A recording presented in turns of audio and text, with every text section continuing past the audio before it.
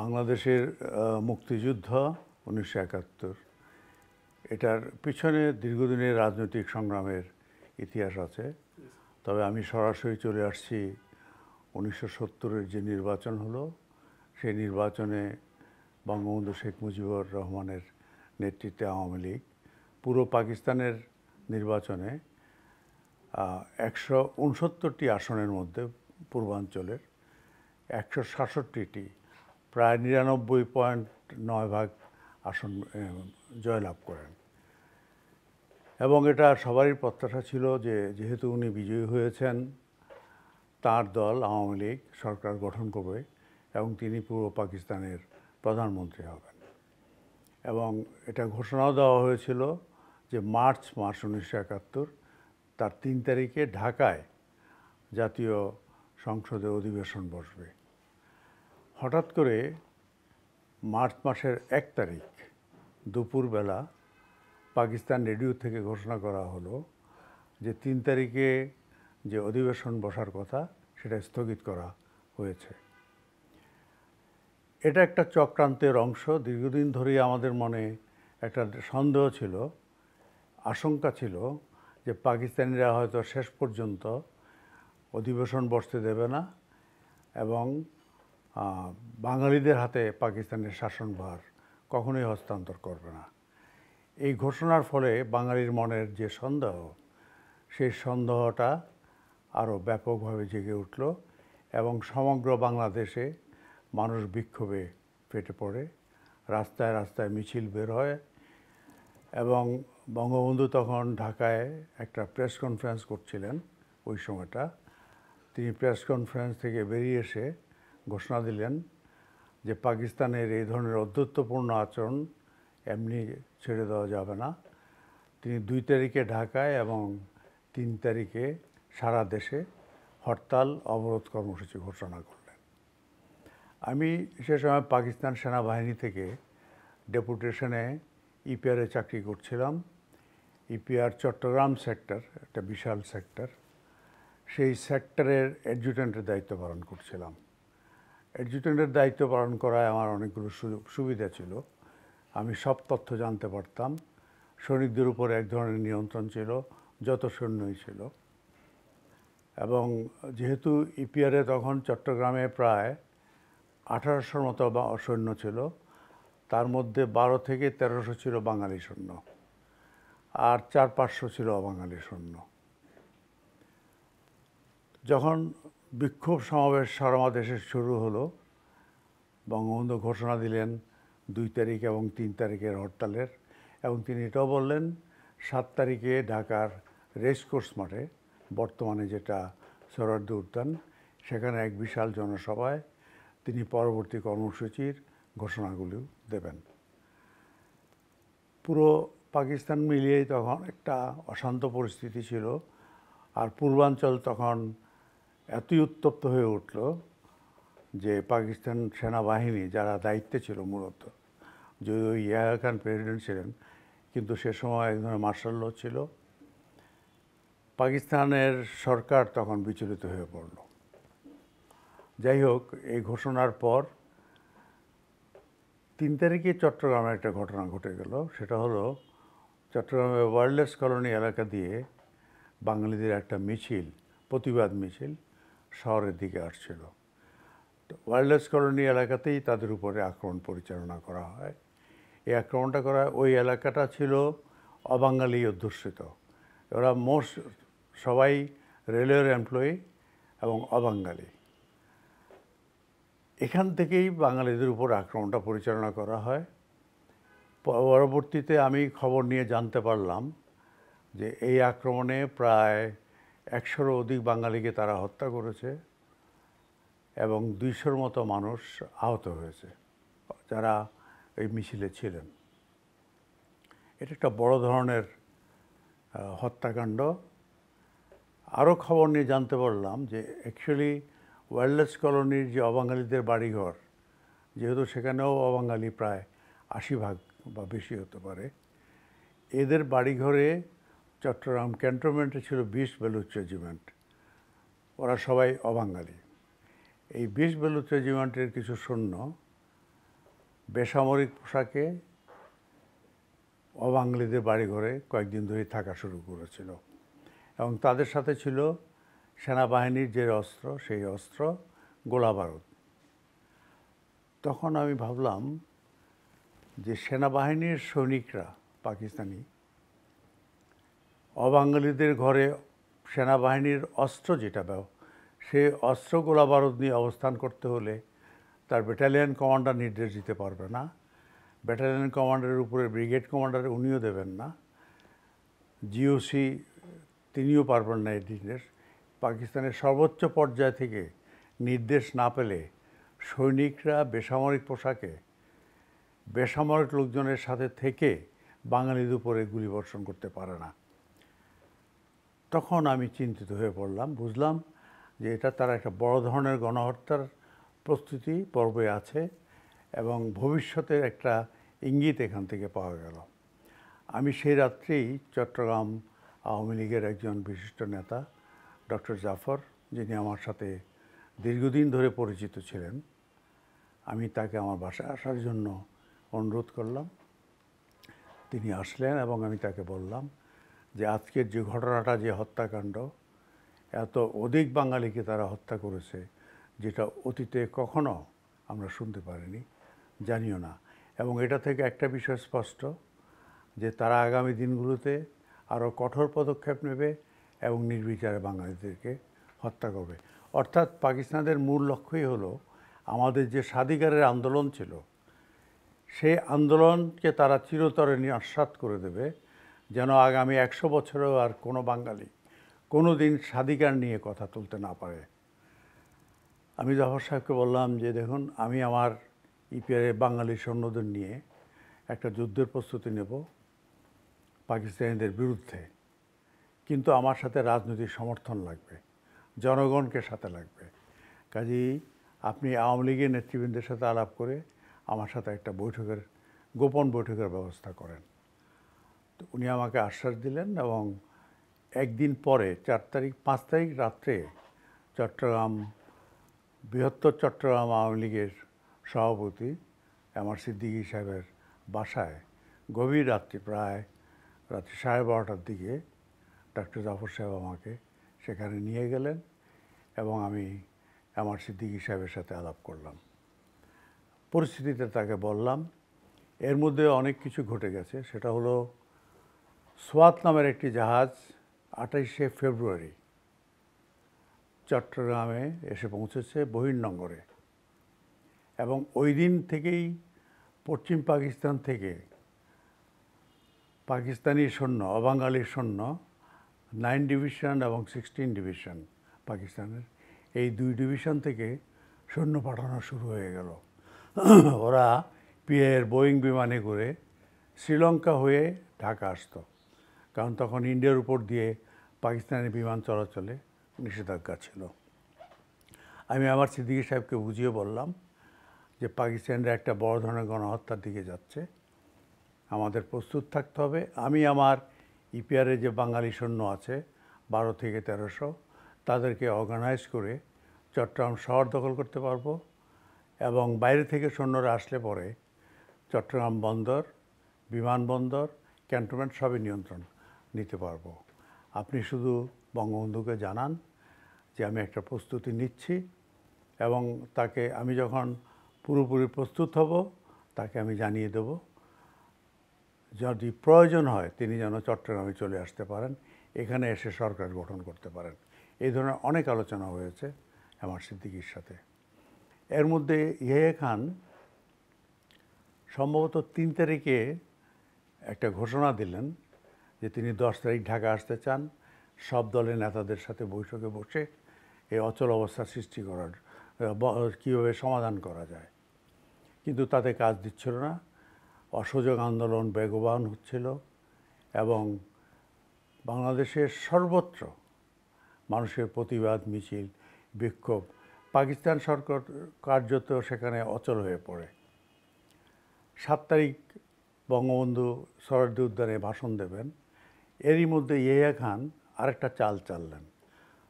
March মাসের 6 তারিখ তিনি ঘোষণা দিলেন যে জাতীয় সংসদের যে অধিবেশন স্থগিত করা হয়েছে সেটা এখন 10 তারিখে বসবে, সরি 25শে মার্চ বসবে। আচ্ছা, যখন এই ঘোষণা দেওয়ার উদ্দেশ্য হলো 7 তারিখ পরের দিন যেন বঙ্গবন্ধু স্বাধীনতার ঘোষণাটা না দেন। এটা সবাই বুঝতে পারছিল যে এটা কালক্ষেপণের একটা কৌশল। পরের দিন যথারীতি রেসকোর্সের মাঠে প্রায় 10 লক্ষেরও অধিক মানুষ, এবং মনে রাখতে হবে তখন ঢাকা শহরের লোক সংখ্যা হলো মাত্র 12 লক্ষ, সেখানে 10 লক্ষ, অর্থাৎ ঢাকার আশেপাশের সব এলাকা থেকে বিপুল সংখ্যক মানুষ সেই সমাবেশে এসে উপস্থিত। এবং ওদের একটাই স্লোগান ছিল, বাংলাদেশ স্বাধীন করো। এটা ছিল তাদের মূল স্লোগান। পাকিস্তান সেনাবাহিনী জিনিসটা বুঝতে পারছিল, তারা এক ধরনের প্রস্তুতি রেখেছে, কিন্তু তাদের সৈন্য সংখ্যা তখনও পর্যাপ্ত পরিমাণে পৌঁছায় নাই।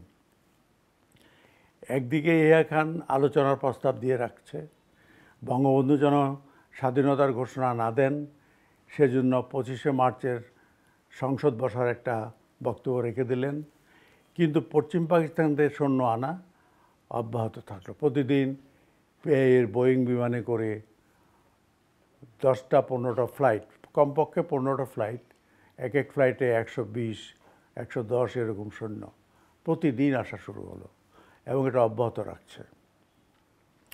এখন ইয়া খানের ঘোষণার সাথে এই দুইটা সাংঘর্ষিক, সোয়াত জাহাজ 10,000 টন অস্ত্র নিয়ে চট্টগ্রামে আসা এবং পশ্চিম পাকিস্তান থেকে প্রতিনিয়ত সৈন্য আসা, এদিকে আমাদের যেসব বিক্ষোভ মিছিল চলছিল সেগুলোর উপরে গুলিবর্ষণের নির্দেশ দেওয়া হলেও বাঙালি পুলিশ অথবা তৎকালীন ইপিআর, এখন যেটা বিজিবি, তারা অস্বীকৃতি জানালো।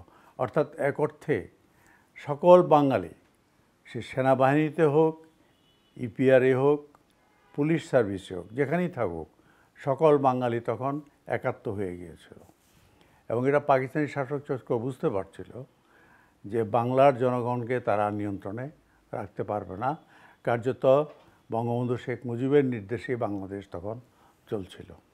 7ই মার্চের ভাষণ ঐতিহাসিক একটি ভাষণ, বাংলাদেশের ইতিহাসে সবচেয়ে গুরুত্বপূর্ণ ভাষণ, যেটা ইদানিং ইউনেস্কো সেটাকে স্বীকৃতি দিয়েছে। সেখানে অনেক কিছু বলেছেন তিনি, অসহযোগের অনেকগুলো দিক নির্দেশনা দিয়েছেন। সেখানে গুরুত্বপূর্ণ যেটা, সেটা হলো তিনি বললেন, আমি যদি আর হুকুম দিতে না পারি, তোমাদের প্রতি আমার নির্দেশ, যার যা আছে তাই নিয়ে শত্রু মোকাবেলা করতে হবে। এটা হলো অত্যন্ত গুরুত্বপূর্ণ একটা দিক। পাশাপাশি তিনি আরও বললেন, এবারের সংগ্রাম মুক্তির সংগ্রাম, এবারের সংগ্রাম স্বাধীনতার সংগ্রাম। এখন তার এই বক্তব্য থেকে আমি যে সেনাবাহিনীর একজন অফিসার হিসাবে আমি ধরে নিলাম, আমি এটাকে ইন্টারপ্রেট করলাম এভাবে যে তার এই নির্দেশনা, তার এই বক্তব্য থেকে আমি যদি এখন কোনো পদক্ষেপ গ্রহণ করি, সামরিক পদক্ষেপ পাকিস্তান সেনাবাহিনীর বিরুদ্ধে, এটাকে পাকিস্তান সেনাবাহিনী বিদ্রোহ অথবা কু হিসাবে আখ্যায়িত করলেই চলবে না, কারণ এটা একটা রাজনৈতিক সংগ্রামের অংশ হয়ে গেছে। কাজেই সেখানে আমার মনোবল বেড়ে গেল, আমার সৈন্যদেরও মনোবল বেড়ে গেল। 6 তারিখে কিন্তু আমি আমার যে বাঙালি বিশ্বস্ত জেসিও এনসিও বাঙালি যারা, তাদের অল্প কয়েকজনকে নিয়ে হালিশহর ইপিআর হেডকোয়ার্টারে একটা গোপন বৈঠক করলাম। এমনি সবাই জানলো যে আমি শহরের বিদ্যমান আইনশৃঙ্খলার যে অবনতি হয়েছে সেটা নিয়ে আলোচনা করার জন্য মিটিং ডেকেছি, কিন্তু সেখানে আমি তাদের মনোভাব বোঝার চেষ্টা করলাম। দেখলাম যে তারা অত্যন্ত চিন্তিত, এবং আমাকে বললো যে স্যার, একটা কিছু না করলে তারা হঠাৎ করে আক্রমণ করবে এবং আমাদের মেরে ফেলবে। আমি ঠিক এই জিনিসটাই তাদের কাছ থেকে প্রত্যাশা করছিলাম। যখন দেখলাম যে তাদের মন থেকে এই কথাগুলো উঠে আসছে, তখন আমি বললাম যে আমাদের প্রস্তুত থাকতে হবে। এবং আমি একটা কথা বললাম যে দেখো, যদি তারা আমাদের মারতে আসে, আমরা যদি প্রস্তুত না থাকি, তাহলে আমাদের পরাজয় হবে। বিজয়ের এবং বাঁচার সবচেয়ে সহজ পথ হলো ঝুঁকি নিয়ে তারা আক্রমণ করার আগেই তাদেরকে আক্রমণ করা এবং ধ্বংস করা। তারা আমার সাথে একমত হলো। আমি তাদেরকে বুঝালাম যে আমাদের জীবনে হয়তো এই ধরনের পরিস্থিতি আর কখনো আসবে না। পাকিস্তানিরা যদি এবার আমাদেরকে নিয়ন্ত্রণ করে ফেলতে পারে, আমাদের আন্দোলনকে নস্যাৎ করতে পারে, তাহলে আগামী 100 বছরেও বাংলার কোনো মানুষ সাহস করে তাদের বিরুদ্ধে দাঁড়াতে পারবে না। তখন আমি তাদেরকে বললাম আমাদের যুদ্ধের প্রস্তুতি নিতে হবে এবং সেখানে তাদের সংক্ষেপে কতগুলি পদক্ষেপ নেওয়ার কথা বলে দিলাম। এবং সেখানে দায়িত্বে ছিল একজন সুবেদার মেজর, সুবেদার জয়নাল আবেদিন, আর ছিল হাওলদার ওদুদ, হাওলদার সিরাজ, আরও কয়েকজন। এই কয়েকজনের উপরেই আমি সমস্ত দায়িত্ব দিয়ে দিলাম। এখানে মূল জিনিসটা ছিল আমাদের শহরে, হালি শহরে, এখানে প্রায় 300-400 বাঙালি ছিল এবং 300-400-র মতো অবাঙালি সৈন্য ছিল। এই 300-400 বাঙালি সৈন্য দিয়ে ওই অবাঙালিদেরকে নিরস্ত করতে হবে, বন্দি করতে হবে, কিন্তু কোনো গোলাগুলি করা যাবে না। কারণ গোলাগুলি করলে আশেপাশে বহু অবাঙালিদের বাড়িঘর আছে, তারা টের পেলে সঙ্গে সঙ্গে ক্যান্টনমেন্ট অথবা নেভাল বেসে খবর দিলে ওখান থেকে আমাদের উপরে আক্রমণ হবে। কাজে আমরা অনেকগুলো কৌশল অবলম্বন করলাম যেন গোলাগুলি না করেই সবাইকে বন্দি করা যায়। এটা হলো এক। দ্বিতীয় একটা কৌশল অবলম্বন করলাম যেন অস্ত্রাগার আমার নিয়ন্ত্রণে থাকে, বাঙালিরা সেখানে ডিউটিতে থাকে। যানবাহন, যেখানে পুরো যানবাহন সব আমাদের নিয়ন্ত্রণে থাকতে হবে। ড্রাইভার প্রায় সবই বাঙালি ছিল, সেগুলোকে আমরা পুরোপুরি নিয়ন্ত্রণে রাখলাম। ওয়্যারলেস স্টেশনে ডিউটি বাঙালি অবাঙালিরাও করতো। আমি কৌশলে এমন কিছু পন্থা অবলম্বন করলাম যে শুধু বাঙালিরাই তখন থেকে ডিউটি করতো ওয়্যারলেস সেন্টারে, কারণ অত্যন্ত গুরুত্বপূর্ণ হলো ওয়্যারলেস স্টেশনটা, সেখান থেকে মেসেজ আদান প্রদান সব কিছু। সবচেয়ে বড় কথা হলো যখন যুদ্ধ শুরু করতে হবে, আমি যুদ্ধ করার নির্দেশটা কিভাবে দেব?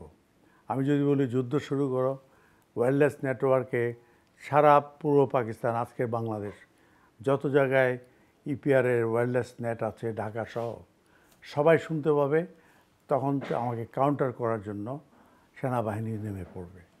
কাজে আমি দুটো কোড ওয়ার্ড সিলেক্ট করলাম।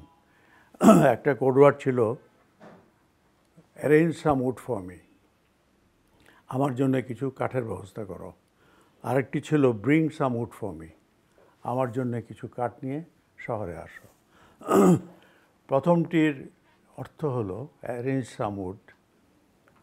চট্টগ্রাম অঞ্চলে তখন এখনও সেগুন কাঠ খুব সস্তায় পাওয়া যেত এবং সেনাবাহিনীর অফিসাররা বা অন্য যারা আছে পারমিশন চাইলে তাদেরকে অনেক সস্তায় কাঠ বিক্রি করা হতো। এবং পশ্চিমা সৈন্যরা এখানে থেকেই ফার্নিচার ভালো ভালো বানিয়ে ওই যেসব জাহাজে অস্ত্র গোলা বারুদ আনতো, ওই জাহাজে খালি যাচ্ছে, সৈন্য কিছু যাচ্ছে, ওই জাহাজে তাদের ফার্নিচারগুলো পাঠিয়ে দিত। তাই আমি ভাবলাম যে আমি যদি কাঠ শব্দটি ব্যবহার করে একটা সাংকেতিক বার্তা পাঠাই, তাহলে কেউ কিছু বুঝতে পারবে না। তো প্রথম শব্দটি অ্যারেঞ্জ আ মুড, তার অর্থ আসলে ছিল আমার তো আর কাঠের দরকার নাই, আমি এই অঞ্চলের মানুষ, পাকিস্তানের ফার্নিচার নিয়ে কী করব। প্রথম কোডের অর্থ হলো যে কোনো সময় যুদ্ধ শুরু হবে, আধা ঘন্টার নোটিশ পাবে। এটা হলো প্রথমটির অর্থ। ব্রিং সাম উড অর্থ হচ্ছে যুদ্ধ শুরু করো, তোমার বিওপিতে বর্ডার আউটপোস্ট, অনেকগুলো বর্ডার আউটপোস্ট ছিল আমাদের ফেনীর পাশাপাশি, যে শুভপুর ব্রিজ, এখান থেকে শুরু করে পুরো পার্বত্য অঞ্চল ঘুরে একবারে টেকনাফ পর্যন্ত অসংখ্য আমাদের বর্ডার আউটপোস্ট ছিল বিওপি। পাশাপাশি রামগড়, রাঙামাটি, কাপ্তাই, বান্দরবান, কক্সবাজার, এগুলোতে বড় বড় সৈন্য সমাবেশ ছিল, ইপিআরের বাঙালি এবং অবাঙালি সব মিলিয়ে। এখন ব্রিং সাম উড অর্থ হবে এই সৈন্যরা তাদের বিওপিতে বা ওই সেনা চৌকিতে যত সৈন্য আছে সবাই মিলে অবাঙালি সৈন্যদেরকে নিরস্ত করবে, প্রয়োজনে ধ্বংস করে ফেলবে, তারপর শহরের দিকে চলে আসবে। তো এগুলো ঠিকঠাক করে আমি পরবর্তীতে দেখলাম, নিজেই শহরে ঘুরে বেড়াতাম জিপ গাড়ি নিয়ে, যেহেতু আইন শৃঙ্খলার দায়িত্বে বিজিবিকে পুরো বর্ডার ইপিআরকে পুরো দায়িত্ব দেওয়া হয়েছে। পুলিশকে সহায়তা করার জন্য। কাজেই অ্যাডজুটেন্ট হিসেবে আমার উপরে অনেক দায়িত্ব পড়েছে। আমি জিপ নিয়ে পুরো শহর ঘুরে দেখতাম ঠিক কোন কোন জায়গায় অবস্থান নিলে পাকিস্তানিরা, তারা কনসেন্ট্রেটেড হলো নেভাল বেস এবং ক্যান্টনমেন্ট, দুই দিকে। এই দুই দিক থেকে তারা বেরোতে পারবে না। সেভাবে আমি পুরো আগ্রাবাদ রোড, স্ট্র্যান্ড রোড, যেটা পোর্ট এরিয়া এবং নেভাল বেস থেকে বেরোবার পথকে আটকে রাখবে, আর এদিকে প্রবর্তক হিল এবং ক্যান্টনমেন্টের কাছাকাছি কয়েকটা জায়গা যেখানে মেশিন গান, এলএমজি, মর্টার ইত্যাদি নিয়ে বসলে পাকিস্তানি সৈন্যরা এগোতে পারবে না। এই জায়গাগুলো সিলেক্ট করলাম। কোন বিল্ডিংয়ে মেশিন গান বসাতে হবে, কোথায় এলএমজি বসাতে হবে, এই সমস্ত কিছু আমি দেখে দেখে ঠিক করে আমার বিশ্বস্ত জেসিওদেরকে বুঝিয়ে দিলাম কোন জায়গায় কার অবস্থান হবে, এবং সীমান্তের যে সৈন্যরা আসবে তাদের অবস্থান কোথায় হবে। তাদের যে জেসিও, জুনিয়র কমিশন অফিসার, তাদেরকে বাই টার্ন ডেকে ডেকে গাড়িতে করে জায়গাগুলো দেখিয়ে দিতাম, যেন যুদ্ধ শুরু হলে তারা এসে নিজ নিজ অবস্থান নিতে পারে। এটা করার পরে আমি আমার সিদ্দিকী সাহেবকে অনুরোধ করলাম যে যেহেতু 7ই মার্চে বঙ্গবন্ধু ঘোষণা দিয়ে ফেলেছেন, আমি বললাম যে আপনি ঢাকায় গিয়ে বঙ্গবন্ধুকে বলেন যে আমি আমার প্রস্তুতি নিয়েছি। এখানে আরেকটি বিষয় আছে, বঙ্গবন্ধু আমার ফ্যামিলিকে চিনতেন, কারণ 1951-52 সালে আমার বাবা তখন গোপালগঞ্জের স্কুল ইন্সপেক্টর ছিলেন এবং আমি গোপালগঞ্জ মডেল স্কুলে পড়াশোনা করেছি। তো সেই হিসাবে বঙ্গবন্ধু যখন ফেব্রুয়ারি 1952-র শেষের দিকে 27শে ফেব্রুয়ারি অথবা 28শে ফেব্রুয়ারি ফরিদপুর জেল থেকে মুক্ত হয়ে গোপালগঞ্জে আসেন, তখন মডেল স্কুলের ছাত্রদের নিয়ে আমি তাকে ফুলের মালা দিয়ে স্বাগত দিয়েছিলাম। সেই থেকে তিনি আমাকে এবং আমার পরিবার, বাবা মাকে চিনতেন। আমার সিদ্দিকী সাহেব এবং জহুর আহমদ চৌধুরী আর এম এ হান্নান, ওরা তিনজন ঢাকায় এসে বঙ্গবন্ধুর সাথে কথা বললেন এবং বঙ্গবন্ধু আমার বাবাকে চিনতেন, বললেন যে ঠিক আছে, ওর কাজ ও করুক, আমি জানাবো পরে। তো এটুকু হয়ে গেল।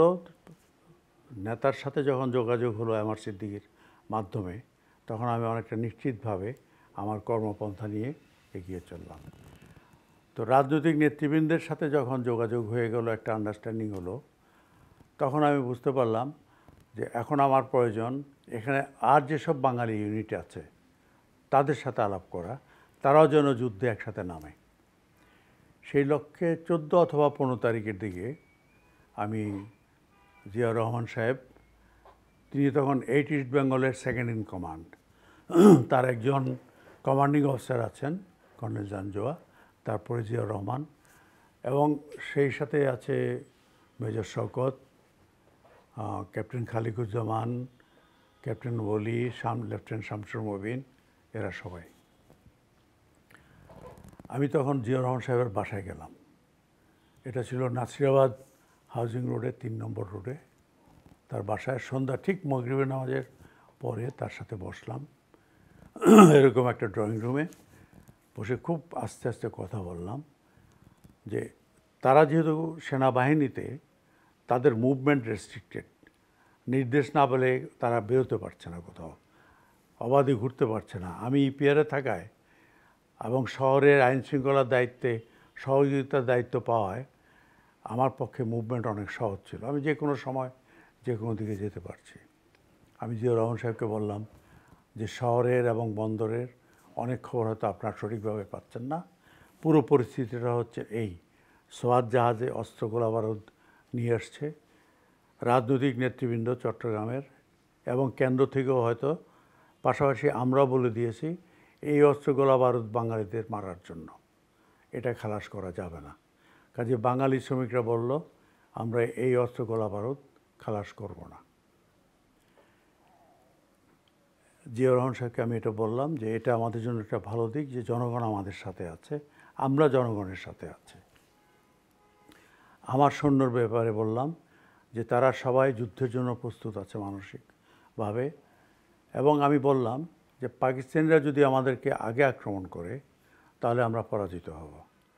আমাদের বিজয়ী হওয়ার একটি মাত্র পথ, সেটি হচ্ছে ঝুঁকি নিয়ে হলো তারা আক্রমণ করার আগে আমরা আক্রমণ করতে হবে। উনি শুনলেন, কোনো মন্তব্য না করেননি এবং বললেন যে ঠিক আছে আমরা আরও বসবো দু একবার। তখন কথা হলো ক্যান্টনমেন্টে প্রায় 1800 বাঙালি সৈন্য আছে, এরা সবাই বাঙালি সৈন্য।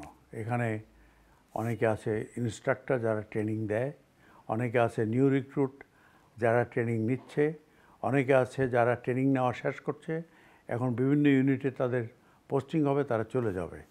কাজেই ওই মুহূর্তে মার্চ মাসে চট্টগ্রাম ক্যান্টনমেন্টে ইবিআরসি যেটাকে বলি, ইস্ট বেঙ্গল রেজিমেন্টাল সেন্টার, ইবিআরসিতে প্রায় 1800 মতো বাঙালি সৈন্য ছিল এবং তাদের ওভারঅল ইনচার্জ ছিলেন ব্রিগেডিয়ার মজুমদার, তিনি একজন বাঙালি। তারপরে ছিলেন একজন অবাঙালি কর্নেল শিগরি, তারপরে ছিলেন একজন বাঙালি কর্নেল এমআর চৌধুরী। উনি বোধহয় সে সময় চিফ ইন্সট্রাক্টর বা এই ধরনের একটা কিছু ছিলেন, ভালো একজন অফিসার এবং বাঙালিদের সাথে তিনি একাত্ম প্রকাশ করেছিলেন গোপনে আমাদের সাথে। তো জিয়াউর রহমান সাহেবকে আমি অনুরোধ করলাম যে আমার চৌধুরী সাহেব, আপনি এবং আমরা আরেকটা জায়গায় একসঙ্গে বসবো, আপনি আমার চৌধুরীর সাথে আলাপ করে জায়গাটা সিলেক্ট করেন। এর মধ্যে কিন্তু ইয়াহিয়া খান আবার ঘোষণা দিয়ে যে বঙ্গবন্ধু এবং তার সহকর্মীদের সাথে সংকট নিরসনের জন্য আলাপ আলোচনা করতে ঢাকা আসলেন। 15 তারিখে ঢাকা পৌঁছে 16 তারিখ থেকে তিনি বঙ্গবন্ধুর সাথে মিটিং শুরু করলেন। কিন্তু মিটিংয়ের পরে বঙ্গবন্ধু যে ব্রিফিংগুলো দিচ্ছিলেন প্রেসকে, যেটা আমরা তখন পত্রিকায় দেখতে পাচ্ছিলাম, সেখানে বোঝা যাচ্ছিল আলোচনার কোনো অগ্রগতি নেই। আমরা এটাও বুঝতে পারছিলাম যে এই আলোচনাটা মূলত সময় ক্ষেপণের জন্য। পাকিস্তানিরা অপেক্ষায় আছে, তাদের পশ্চিম পাকিস্তান থেকে প্রতিনিয়ত যে সৈন্য আনছে বিমানে করে, এই সৈন্য সংখ্যা একটা নির্দিষ্ট পর্যায়ে পৌঁছতে হবে, যেখানে পৌঁছলে পরে তারা বাঙালিদের উপরে আক্রমণ করে গণহত্যা চালাতে পারবে, বাঙালিরা ভীত হয়ে আত্মসমর্পণ করবে, কখনো আর স্বাধীনতার কথা বলবে না। এমন একটা পরিস্থিতি তৈরি করছেন এবং সৈন্য সংখ্যা ওই পর্যায়ে পৌঁছানোর জন্য যতদিন সময় লাগে সেই সময়টা নিয়ে কাজ করছে ইয়াহিয়া খান। কারণ দেখলাম তাদের যে আলোচনা, এখানে অর্থবহ কোনো ফলাফল পত্রপত্রিকা আমরা পাচ্ছিলাম না এবং বঙ্গবন্ধুও অনেকটা হতাশার সুরেই কথাটা ভিন্নভাবে বলতেন বারবার, পত্রিকা সেটা তখন এসেছে। এখন আমার রাজনৈতিক দলের সাথে আলোচনা সমাপ্ত হয়ে গেল, তারা আমরা একসাথে কাজ করব। জিয়াউর রহমানের সাথে আলোচনা করে ইস্ট বেঙ্গলের সাথে সম্পর্ক হলো। কর্নেল চৌধুরী সাহেব রেলের পাহাড়ে, রেলওয়ে হেডকোয়ার্টার যেখানে, ওনার একজন আত্মীয় থাকতেন, আবার আমারও একজন আত্মীয় রেলের পাহাড়েই থাকতেন। আর আমার একটা প্ল্যান ছিল, যখন যুদ্ধ শুরু করব আমার সামরিক হেডকোয়ার্টার হবে রেলওয়ের পাহাড়ে, কারণ এটা একদিকে রেলের পাহাড়, অন্যদিকে বাটালি হিল, মাঝখান দিয়ে টাইগার পাস, দুই পাহাড়ে আমার অবস্থান থাকবে। তাহলে পাকিস্তানিরা এই পথ দিয়ে ক্যান্টনমেন্টের দিকে যেতে পারবে না, আবার ক্যান্টনমেন্টের সৈন্যরা ওই পথ দিয়ে নেভাল বেসের দিকে যেতে পারবে না। কাজে এই দুইটা গুরুত্বপূর্ণ পাহাড় দখল করে রাখা এবং এইখানেই আমার হেডকোয়ার্টার বসাবার আমি প্ল্যান আগে থেকেই করে রেখেছিলাম এবং জিয়াউর রহমান সাহেবকে বললাম যে পাহাড়ে আমার অবস্থান হবে, কখনো কোনো প্রয়োজন হলে ওখানে আমার একজন আত্মীয় থাকতেন, একটা দোতলা কাঠের বাড়ি, আমি বছরখানেক আগে গিয়েছিলাম, 2 বছর আগে, এখনও সেই বাড়িটি আছে। সেই বাড়ির সামনে বহু পুরনো একটা জাম গাছ, তখন গিয়ে দেখলাম 2 বছর আগে সেই গাছটি এখনও আছে কালের সাক্ষী। সেখান থেকে একদিকে কর্ণফুলী নদী দেখা যায়, সামনে বন্দর এলাকা এবং আরও দূরে বঙ্গোপসাগরের নীল জলরাশি সবই দেখা যায়। আর পুরো শহরটা এখান থেকে নিয়ন্ত্রণ করা যাবে, কোনো দিক থেকেই পাকিস্তানি সৈন্য মুভমেন্ট করতে পারবে না। তো তার 2-1 দিন পরে এমআর চৌধুরী, জিয়াউর রহমান এবং আমরা রেলের পাহাড়ে আমার ওই আত্মীয়ের বাসায় গোপন মিটিং করলাম। আমার একটা সিদ্ধান্ত ছিল যে যুদ্ধ যখন শুরু করব তখন রেলওয়ে হিলেই আমার যুদ্ধের হেডকোয়ার্টার হবে। একদিকে ছিল রেলওয়ে হিল, উল্টো দিকে হলো বাটালি হিল। মাঝখান দিয়ে টাইগার পাস, এই দুই পাহাড় যদি আমি নিয়ন্ত্রণে রেখে, তাহলে টাইগার পাস দিয়ে ক্যান্টনমেন্ট থেকে কেউ নেভাল বেসে যেতে পারবে না, পোর্টে যেতে পারবে না। আবার হ্যাঁ, আবার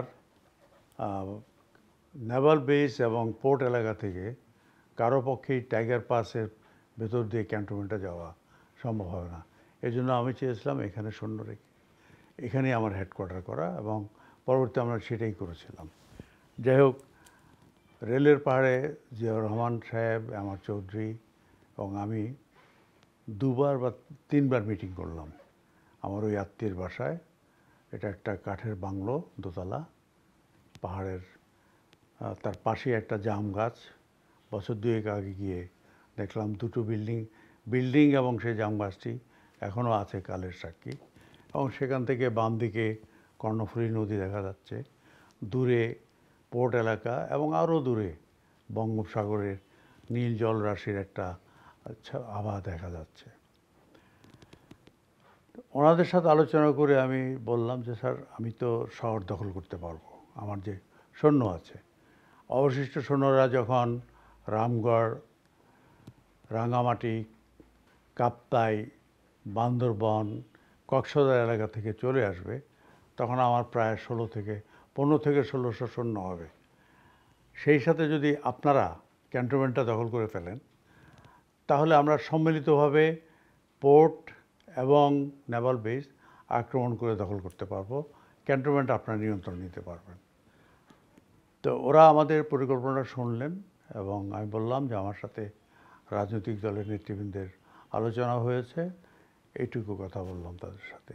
এর মধ্যে কিন্তু ঢাকায় বঙ্গবন্ধুর সাথে এবং তার সহকর্মীদের সাথে এখানের আলোচনা চলছে।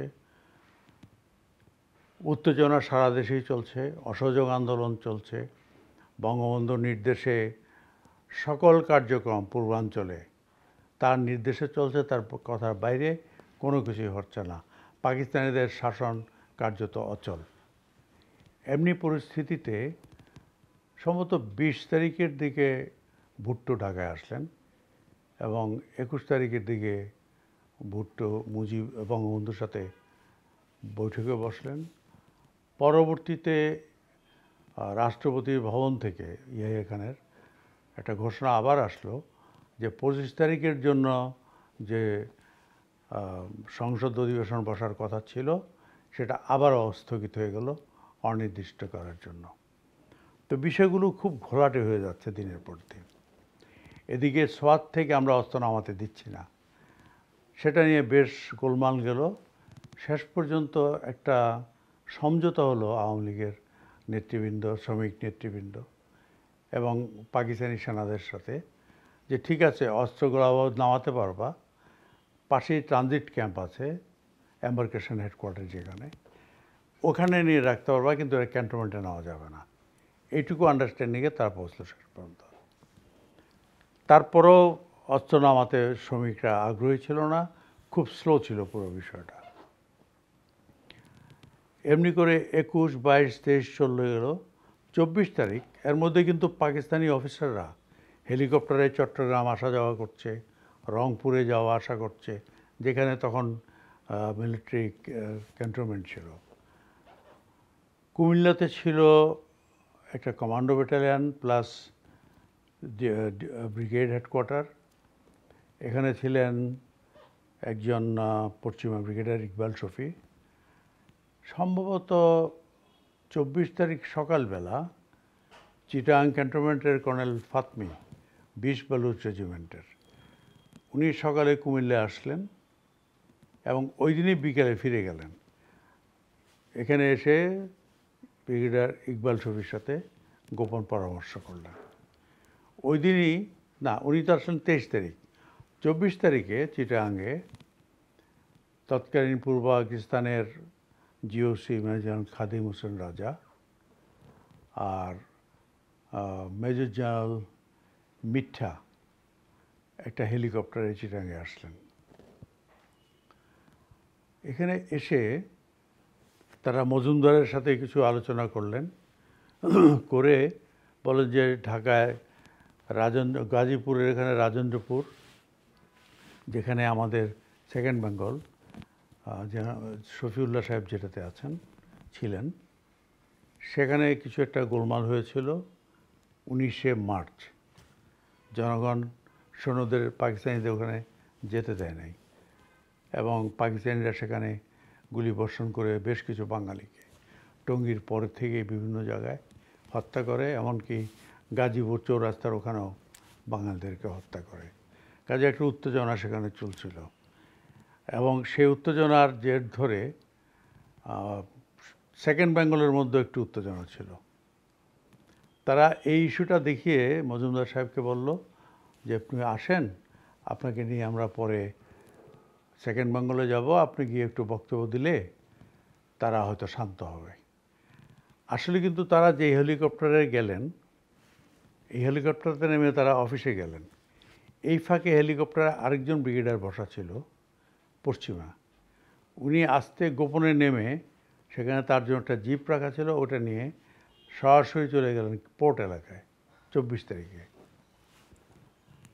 মজুমদার সাহেব এটা জানতেন না, কারণ উনি তো ওনার অফিসে। ওরা আলোচনা করে মজুমদার সাহেবকে নিয়ে হেলিকপ্টার টেক অফ করলো। টেক অফ করার পরেই আনসারি পোর্টে ঘোষণা দিল যে এখন থেকে আমি চট্টগ্রামের brigade in-charge, sub zonal martial administrator Chittagong, এবং বললেন পোর্ট এলাকা থেকে অস্ত্র গোলাবারুদ সব আনলোড করে ক্যান্টনমেন্টে নেওয়া হবে, যে কেউ বাধা দেবে তাকে মেরে ফেলা হবে। একদম ওপেন ডিক্লারেশন। বললেন যে arms and ammunition must be unloaded at all cost.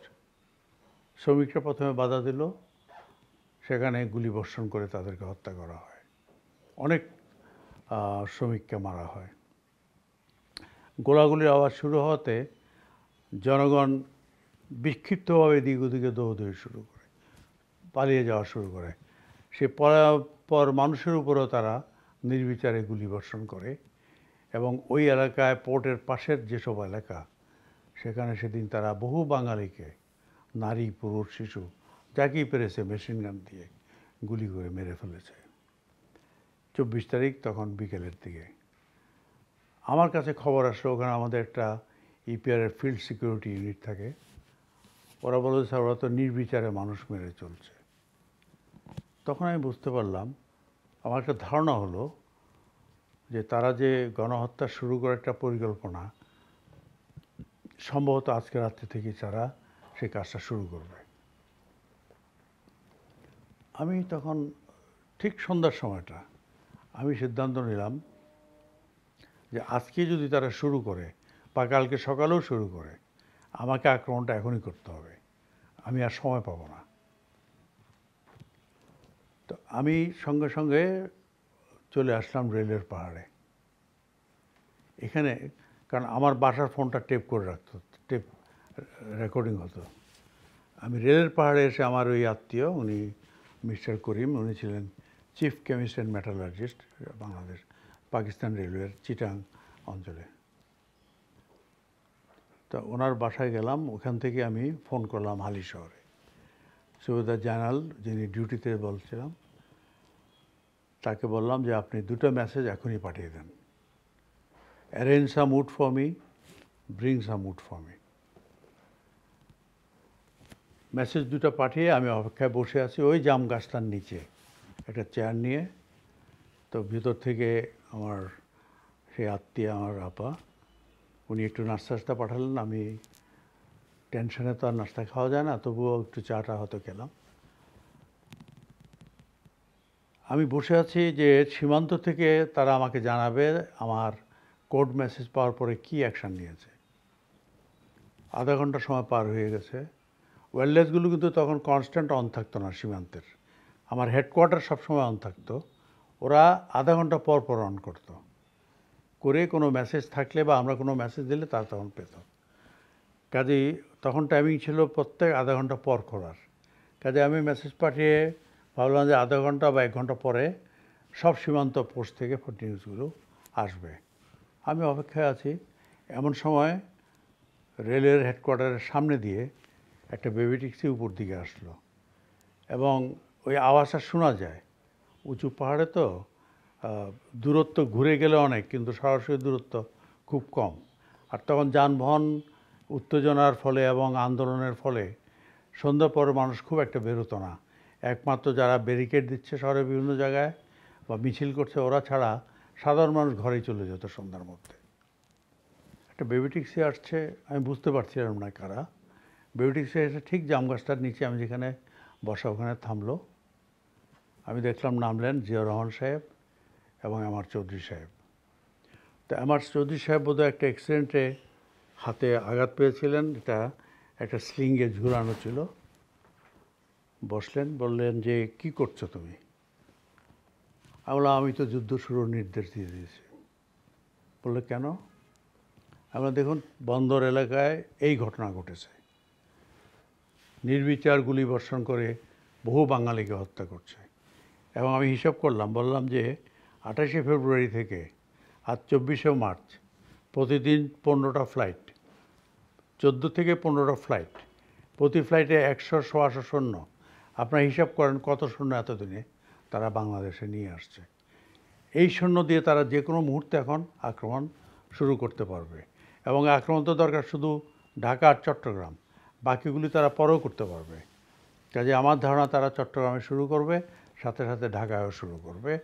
অস্ত্র গোলাবারুদ যা এনেছে এটা দিয়ে তাদের অনেক দিন চলবে, পরে হয়তো আরও জাহাজ আসতে থাকবে। কাজে আমরা যদি তাদের বিরুদ্ধে ব্যবস্থা নিতে হয়, অ্যাকশান নিতে হয়, যুদ্ধ করতে হয়, তাহলে আজকে করতে হবে, কালকে আমরা সময় নাও পেতে পারি। তখন তারা আমাকে বুঝালেন যে দেখো ঢাকায় আলোচনা চলছে, এই মুহূর্তে আমরা যদি একটা কিছু করি তাহলে আলোচনাটা নষ্ট হবে, এটা দায় দায়িত্ব কে নেবে? আমি বললাম এখন দায় দায়িত্ব কে নেবে এটা নিয়ে তো চিন্তা করার সময় নেই, দুজনই আমার সিনিয়র। আমি খুব সম্মানের সাথেই কথা বললাম, বোঝাবার চেষ্টা করলাম যে জীবনের ঝুঁকি একবার নিতে হয়। এবং যদি আমি দেশকে নিয়ে চিন্তা করি, জনগণকে নিয়ে চিন্তা করি, বাংলাদেশের স্বাধীনতার কথা ভাবি, এদেশের মানুষের মুক্তির কথা ভাবি, তাহলে ঝুঁকি যদি নিতে হয় কোনো দিন, আজকেই সেই দিন। কিন্তু তারা যে যুক্তি দেখালেন, তাদের যুক্তি হয়তো সঠিক, আমি জানি না, এখন তো তারা নেই। সেই যুক্তি পরবর্তীতে সত্য প্রমাণিত হয়নি, কিন্তু আমি কাউকে দোষারোপ করব না। তারা চিন্তা করছেন যে আলোচনা চলছে, আমরা এটা করা ঠিক হবে কিনা। আর আমি ভাবছি আলোচনাটা আসলে একটা প্রহসন। আমাদের চিন্তাধারাটা এইভাবে গেছে, একদল ভাবছেন একটা জেনুইন আলোচনা হচ্ছে, আমি ভাবছি এটা একটা প্রহসন, সময়ক্ষেপণ। সৈন্য সংখ্যা একটা নির্দিষ্ট পর্যায়ে এনে আমাদের উপরে আক্রমণ করবে। তাদের আলোচনাটা হচ্ছে গণহত্যার প্রস্তুতির আলোচনা। বাইরে ফাসাদ এক জিনিস, বাস্তবে আরেক জিনিস। ওরা বললেন যে এই মুহূর্তে যেহেতু আলোচনা চলছে, আমরা তোমার সাথে যুদ্ধে এখন আসতে পারবো না। আমি পড়ে গেলাম একটা বিরাট সমস্যায়, কারণ তাদের উপর একটা বিরাট দায়িত্ব ছিল, তারা ক্যান্টনমেন্টটা দখল করবেন, পরে আমার সাথে যোগ দেবেন। তারা এখন জেনে গেছেন আমি যুদ্ধের নির্দেশ দিয়ে ফেলেছি, এখন তারা থাকবেন না এই মুহূর্তে যুদ্ধে, তাহলে তো আমার জন্য সমস্যা। তখন আমি বাধ্য হয়ে, তারা উপস্থিত, তাদের জন্য নাস্তা পাঠানো হলো, ওনারা বসলেন। আমি ভিতরে গিয়ে আবার টেলিফোনে সুবেদার জেনারেলকে মেসেজ দিলাম, বললাম যে আপনি যে দুটো মেসেজ পাঠিয়েছেন, second message bring some wood for me, আমার জন্য কাঠ নিয়ে শহরে আসো, এই বার্তাটা স্থগিত করেন। বাতিল করতে বললাম না, স্থগিত করেন। অর্থাৎ সৈন্যরা এখন যুদ্ধ শুরু করার দরকার নাই, শহরে আসার দরকার নাই, তবে যুদ্ধ প্রস্তুতি নিয়ে অপেক্ষায় থাকুক। তারপর তারা চলে গেলেন। আমিও খুব হতাশ হয়ে বাসায় ফিরে আসলাম। আমার বাসা ছিল সারসান রোডে। সারসান রোডে আমার বাসা, চলে আসলাম। কিন্তু আমি খুব চিন্তিত। কারণটা হলো এই যে আমার মেসেজ দুটো যখন একসাথে চলে গেছে, সৈন্যরা তখন দুটাকে আর আলাদা না দেখে এক হিসাবে দেখে যে যুদ্ধ শুরু করা বা প্রস্তুতি এবং শুরু একসাথে করে তারা শুরু করে দিয়েছে যুদ্ধ। যত অবাঙালি সৈন্য ছিল বিভিন্ন ফাঁড়িতে তাদেরকে বন্দি অথবা ধ্বংস করে ফেলেছে। সমস্ত ফাঁড়িতে অবাঙালি সৈন্যদেরকে নিরস্ত্র এবং বন্দি করে রাখা, করে তারা শহরে আসার জন্য তৈরি। ঠিক যখন রওনা দেবে এমন সময় মেসেজটা গেছে, এখন যুদ্ধের জন্য আসবে না, অপেক্ষা করো, স্থগিত আছে। কিন্তু এই ফাঁকে যাদেরকে তারা যদি কিছু কিছু জায়গায় হয়তো গোলাগুলিতে পশ্চিমা সৈন্য নিহত হয়েছে, এখন যারা মারা গেছে তাদেরকে তো আমি প্রাণ ফেরত এনে আবার দাঁড় করাতে পারবো না। আর এই যে মারা গেছে এই খবর তো পরের দিন না হোক তার পরের দিনের মধ্যে তো অবশ্যই কেউ না কেউ নিয়ে আসবে শহরে, ক্যান্টনমেন্টে জানাজানি হবে। ক্যান্টনমেন্টে একটা পশ্চিমা সৈন্য একজন অফিসার জানা মাতেই এটা পাকিস্তান আর্মি হেডকোয়ার্টার এবং ইয়াহিয়া খানের কাছে চলে যাবে যে সৈন্যদেরকে মেরে ফেলা হয়েছে। তখন তো আমি এবং আমার সাথে জয়নাল এবং যে কয়জন আছে আমাদের কোর্ট মার্শাল এবং কোর্ট মার্শালের পরপরই ফায়ারিং স্কোয়াড। ফায়ারিং স্কোয়াড সৈনিক জীবনে যদি আমরা এ ধরনের কাজ করি হতেই পারে, সেটা আমার বড় চিন্তার বিষয় ছিল না। সবচেয়ে বড় চিন্তার বিষয় ছিল যে এরপরে বাঙালি কোনো সৈন্য, কোনো অফিসার পাকিস্তানের কোথাও তো কেউ তাকে বিশ্বাস করবে না, আর বাঙালিদের স্বাধিকার আন্দোলন নিয়ে আর কেউ দাঁড়াবার সুযোগ পাবে না। পেলেও সেনাবাহিনীর থেকে এসে তাকে সহায়তা করার সুযোগ খুব কম থাকবে। ওইখানে আমার ছিল সবচেয়ে বড় দুশ্চিন্তা। যাই হোক, পরের দিন আসলো 25শে মার্চ। সকালবেলা আমি অফিসে গেলাম, ওখানে major Iqbal second in command, উনি সারাক্ষণ আমার সাথে সাথে ঘুরছেন। আমাকে উনি বলতেছেন, রফিক আপনি তো অনেক ক্লান্ত মনে হচ্ছে, এক কাজ করেন 4-5 দিনের ছুটি নিয়ে কক্সবাজারে বেড়ায় আসেন। আপনি জানেন যে সকল অফিসার এবং সৈনিকের ছুটি বন্ধ করে দেওয়া হয়েছে, যেহেতু দেশে বিদ্যমান পরিস্থিতি ভালো না এবং এখানে অসহযোগ আন্দোলন চলছে। বললো যে না, আপনার জন্য আমি ব্যবস্থা করে দেবো। তখন আমার মনে একটা সন্দেহ জাগলো যে এই পশ্চিমী আসন্ন অফিসার আমার সিনিয়র, উনি সেকেন্ড ইন কমান্ড, উনি কখনোই বাঙালিদেরকে পছন্দ করেন না। কীভাবে বাঙালিকে ভোগানো যায়, সৈনিকদেরকে কষ্ট দেওয়া যায়, সবসময় যার মাথায় এই জিনিসটা, সে হঠাৎ করে এত দরদি হয়ে উঠল। তখন আমার সন্দেহ আরও প্রবল হয়ে উঠল যে না, আজকেই তারা কিছু একটা করবে। তাহলে আমাকে কেন এখান থেকে কক্সবাজার পাঠিয়ে দেওয়ার চেষ্টা, অর্থাৎ আমি যেন সৈন্যদের সাথে হেডকোয়ার্টারে না থাকি।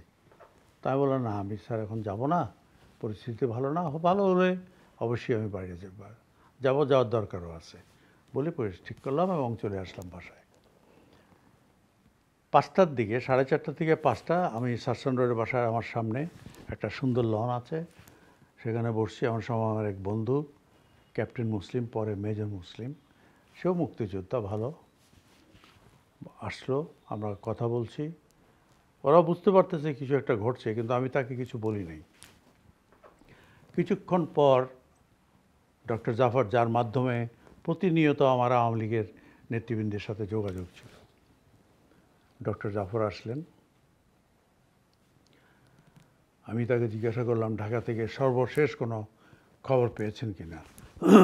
আমার মাথায় কিন্তু ওই দুশ্চিন্তা যে গতকালকে আমি যে অ্যাকশানটা নিয়ে ফেলছি, সীমান্তের সব ফাঁড়ি কিন্তু আমাদের দখলে, সমস্ত ফাঁড়ি, কোনো বাঙালি সৈন্যের হাতে একটা অস্ত্র নাই, অনেকেই মারা গেছে, বাকিরা সব বন্দি। যে এই নিউজ বিকেল পর্যন্ত শহরে আসেনি, রাত্রে হয়তো আসবে না, কিন্তু 26 মার্চ সকাল হলে ওইটা এসে পড়বে, এটারে কেউ ঠেকাতে পারবে না। এর মধ্যে আরেকটা কাজ হয়ে গেছে। 24শে মার্চই, 23শে মার্চ রাত্রে আমি আমার সিদ্দিকে আবার বললাম যে আপনি ঢাকায় গিয়ে বঙ্গবন্ধুকে শুধু এইটুক জানান যে আমার সমস্ত প্রস্তুতি রেডি আছে, উনি প্রয়োজন বোধ করলে ওখান থেকে সরে গোপনে চট্টগ্রামে আসলে আমরা নিরাপত্তা দিতে পারবো। এখানে এসে উনি যেন তার সরকার গঠন করতে পারেন এবং বন্ধুভাবাপন্ন রাষ্ট্রগুলোর কাছ থেকে স্বীকৃতি নিতে চান। কারণটা হচ্ছে, যুদ্ধ শুরু করলে আমাদের কাছে যে অস্ত্র, গোলা বারুদ, অন্যান্য রসদ আছে, সেটা দিয়ে আমরা বড় জোর 2 সপ্তাহ চট্টগ্রাম নিয়ন্ত্রণ করতে পারবো। কিন্তু রসদ সাপ্লাই না পেলে গোলা বারুদের সাপ্লাই না পেলে আমাদের পক্ষে যুদ্ধ চালিয়ে যাওয়া সম্ভব হবে না। কারণ আমার বন্দুক আছে, এলএমজি আছে, মেশিন গান, মর্টার, কিন্তু এগুলোর গোলা বারুদ নাই। তাহলে তো আমি যুদ্ধ করতে পারছি না। এই জন্য আমি চাচ্ছিলাম যে বঙ্গবন্ধু এবং তার সহকর্মীরা যদি মনে করেন, চট্টগ্রাম আসলে আমরা 2 সপ্তাহ নিরাপত্তা দিলাম। এই 2 সপ্তাহের মধ্যে তিনি যেসব দেশের সাথে তার যোগাযোগ আছে, আমি ধরে নিয়েছিলাম কারো না কারোর সাথে তার সাথে একটা আছে, তাদের কাছ থেকে সাহায্য সহযোগিতা পেতে পারবেন। এমআরসি সাহেব সেদিনই 24 তারিখ ঢাকা গিয়েছেন এবং ওই দিনই বিকেলে ফিরে এসেছেন।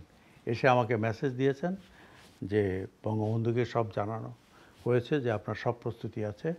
তো উনি আর কিছু বলেন নাই, বলেছেন জানাবেন পরে। তো 25 তারিখে যখন জাফর আমার বাসায় আসলেন,